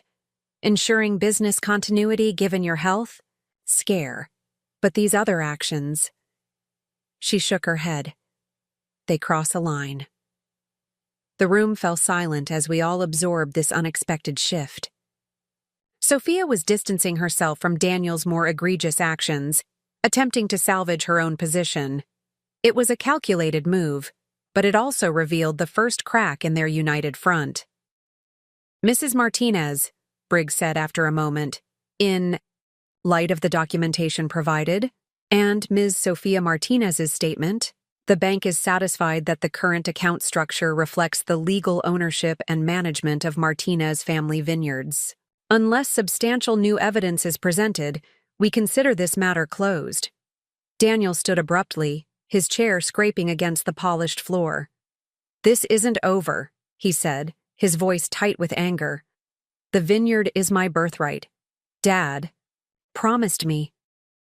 "Your father promised you would have a place at the vineyard," I interrupted, rising to face him. "A place you still have, if you choose to accept it. What he never promised was that you could dismantle what we built or sell it, off piece by piece." He gathered his papers with jerky movements, his attorney looking increasingly uncomfortable beside him. "You'll regret this, Mom. When the vineyard needs capital for expansion, when you can't keep up with changing market demands, you'll wish you had listened to me." "Perhaps," I acknowledged, "but I'd rather face those challenges with our integrity intact than sell our soul for short-term gain." Daniel stormed out, his attorney hurrying after him. Sophia remained seated, her expression unreadable as she watched them go. "Well," Marcus said into the silence that followed, "I believe our business here is concluded. Thank you, Mr. Briggs, for your time." As we prepared to leave, Sophia approached me. "Mom, can we talk? Privately?" Thomas and Marcus exchanged glances. "We'll wait for you outside," Thomas said, touching my arm lightly before they exited. When we were alone, Sophia sat beside me, her usual poise momentarily absent. "I want you to know I had no idea about the forged documents or the development deal. Daniel told me he was handling the financial transition, but I never thought he would." She trailed off, shaking her head. "But you knew about the power of attorney documents," I pointed out. "About restructuring the vineyard management. About cutting Thomas out." She had the grace to look uncomfortable. "Yes. And I still believe some of those changes made business sense. But I wouldn't have approved of forgery or selling the original parcel." She hesitated. "Dad loved that land." "Yes, he did," I agreed softly. "More than anywhere else on the property." Sophia studied her perfectly manicured hands. "Where do we go from here, Mom? Daniel won't back down easily. He genuinely believes he deserves to run the vineyard." "That's for Daniel to work through," I replied. "As for you and me, that depends on what you want, Sophia. The vineyard still needs your skills, your organizational talents, but only if you can accept that it will never be what you and Daniel planned." She nodded slowly. "I need some time to think, about what I want, about what's important." She stood, smoothing her skirt with practiced hands. "For what it's worth, I am glad your health news was positive. That was never. We were genuinely worried." "I know," I said, and I did believe that much. Their methods had been unconscionable, but the initial concern had likely been real. "Take the time you need, Sophia. The door remains open." Outside, Thomas and Marcus waited by Thomas's car. The morning had warmed considerably, the late summer sun beating down on the parking lot. "How did it go with Sophia?" Thomas asked. As I approached. "Better than expected," I admitted. "She's distancing herself from Daniel's actions, trying to find a middle ground." Marcus nodded approvingly. "Smart move on her part. Daniel's position is becoming untenable." As we discussed next steps, my phone buzzed with a text message from Javier. "Urgent situation at Vineyard. Please come when you can." A flutter of anxiety went through me. "I need to get to the vineyard," I told Thomas and Marcus. "Javier says there's something urgent." I'll come with you, Thomas offered immediately. Marcus closed his briefcase. I'll follow up with the bank to ensure all the account protections are firmly in place. Call me if you need anything else. The drive to the vineyard was tense, my mind racing with possibilities. Had equipment broken down? Was there a problem with the irrigation system? A pest infestation? The harvest was too important to risk. Any complications? As we pulled into the vineyard parking lot, I was surprised to see several unfamiliar vehicles, including a police car. Thomas and I exchanged concerned glances before hurrying toward the main building. Maria met us at the door, her expression troubled. Eleanor, thank goodness you're here. There's been an incident in the East Field. What kind of incident? I asked, following her through the building and out onto the terrace that overlooked the property.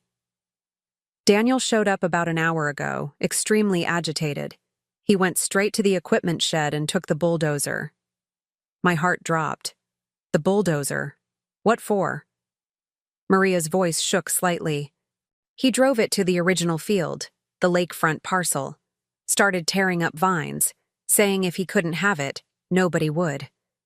Javier and the crew tried to stop him, but he was, not himself. Someone called the police.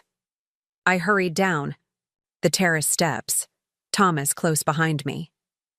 In the distance, I could see a cluster of people at the edge of the original field. As we approached, the damage became visible. Several rows of our oldest vines uprooted and broken. The carefully tended soil churned into ugly mounds. The police had Daniel sitting in the back of their cruiser. He wasn't handcuffed, but his body language, hunched shoulders, head down, suggested defeat rather than defiance. Javier stood nearby, explaining something to an officer, gesturing toward the damaged vines. My God, Thomas murmured beside me, taking in the destruction. He really did it. The sight of those ancient vines, plants that had produced our award-winning wines for decades, that Michael had tended with such care, lying broken on the ground sent a wave of grief through me so profound it was almost physical. This wasn't just property damage. It was the willful destruction of living history. Javier spotted us and hurried over. Eleanor, I'm so sorry. We tried to stop him, but he was like a man possessed. How bad is it? I asked, forcing myself to assess the damage clinically despite the ache in my heart. He destroyed about 20 vines before Carlos managed to shut down the bulldozer. They're some of our oldest, but it could have been much worse. One of the officers approached us. Mrs. Martinez, I'm Officer Reyes. I understand you're the owner of this property. I nodded, pulling my attention away from the damaged vineyard. Yes, that's correct. We've detained your son for destruction of property. Would you like to press charges? The question hung in the air, heavy with implications. I looked toward the police cruiser where Daniel sat, then back at the destroyed vines, decades of growth and care obliterated in moments of rage. May I speak with him first? I asked. Officer Reyes hesitated, then nodded. Briefly, we'll need to take him to the station for processing regardless of whether you press charges given the extent of the damage. I walked toward the cruiser, each step feeling heavier than the last. The officer opened the back door, and I leaned down to see Daniel. He looked up, his expression a mixture of defiance and despair that broke my heart despite everything. Are you happy now? He asked, his voice rough. You've won. I've lost everything. I studied my firstborn, trying to see past the anger to the boy I had raised, the son who had once loved this land as much as his father and I did. Why, Daniel? Why destroy something so precious? His hands clenched in his lap. You took it. All away. My future, my leadership, my inheritance. Everything I've worked for. I restructured ownership, yes. But your position was secure. Your future at the vineyard was still there if you wanted it. He laughed bitterly. As what? An employee? Taking orders instead of giving them? as a valued leader who could have continued building on your father's legacy. I shook my head, genuine sadness welling up. But instead, you've destroyed part of that legacy today. Daniel looked past me to the damaged vineyard, and for the first time, I saw a flicker of regret cross his face. I wasn't. Thinking clearly. No, you weren't, I agreed softly. And now there are consequences that can't be undone. Those vines were older than you, Daniel. They can't be replaced. He swallowed hard, the reality of what he'd done seeming to sink. And are you going to press charges? I straightened up, looking out at the vineyard that stretched beyond the damaged section, the land that remained vibrant and alive despite this wound. Yes, I said finally, the decision settling in my chest with a heavy certainty. Not out of anger or vengeance, but because actions must have consequences. You made your choice, Daniel. Now you need to face it. His expression hardened again, the brief vulnerability disappearing. Then we're done.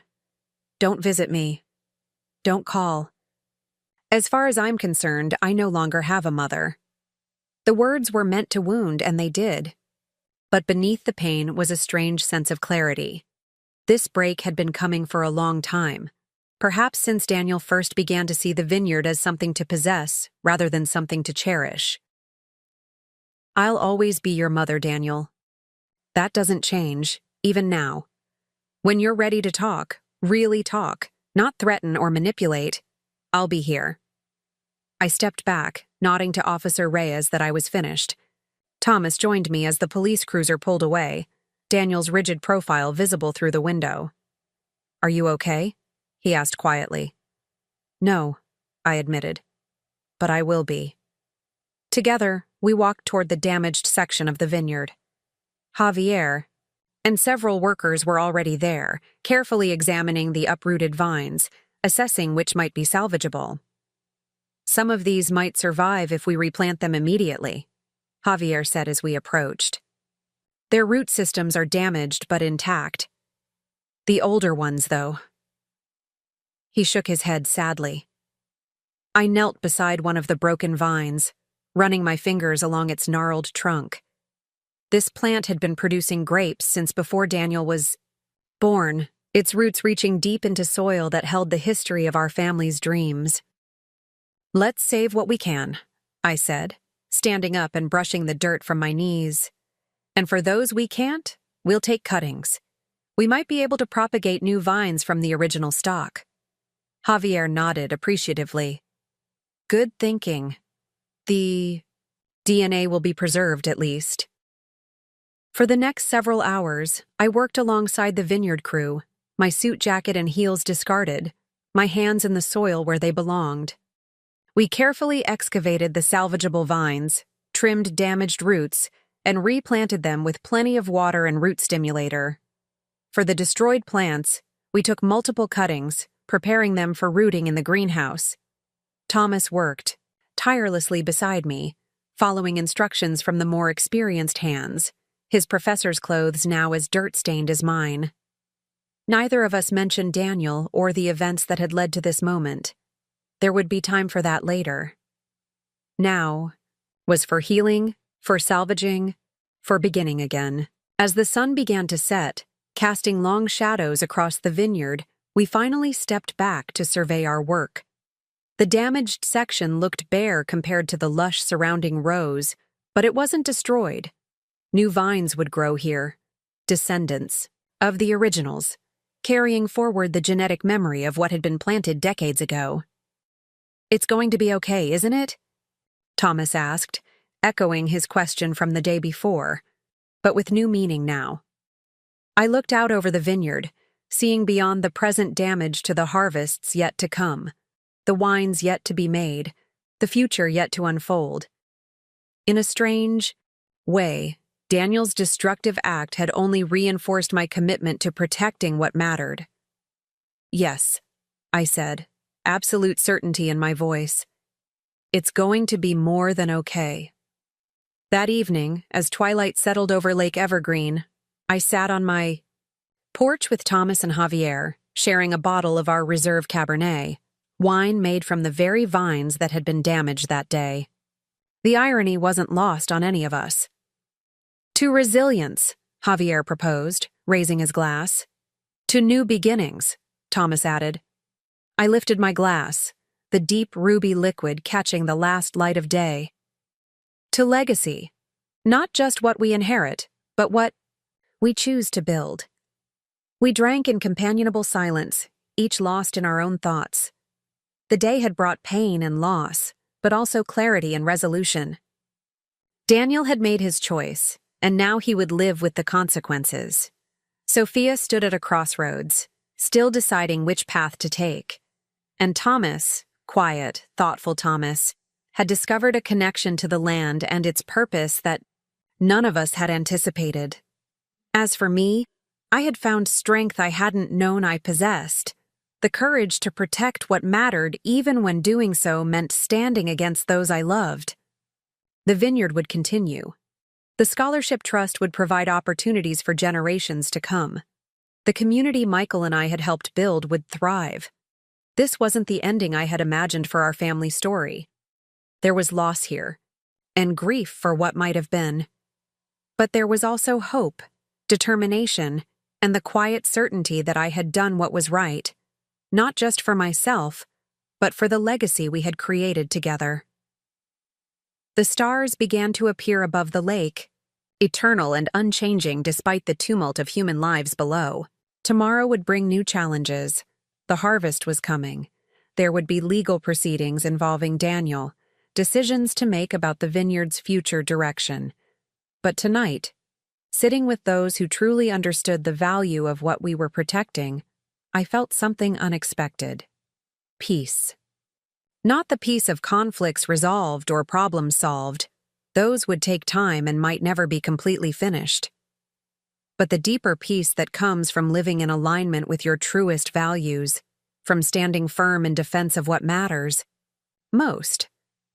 Michael had always said that great wine, like a great life, required both resilience and adaptability, the strength to withstand challenges and the flexibility to change with changing circumstances. Today had tested both qualities in me, in our family, in the vineyard itself. We had bent, but not broken. And from this difficult pruning, new growth would emerge. Different, perhaps, than what had been planned, but no less vital for that difference. I raised my glass once more to the darkening sky, to the memory of the man who had started this journey with me, to the future we had dreamed of that was now taking an unexpected form. To what endures, I said softly, and to what transforms. Up next, you've got 2 more standout stories right on your screen. If this one hit the mark, you won't want to pass these up. Just click and check them out.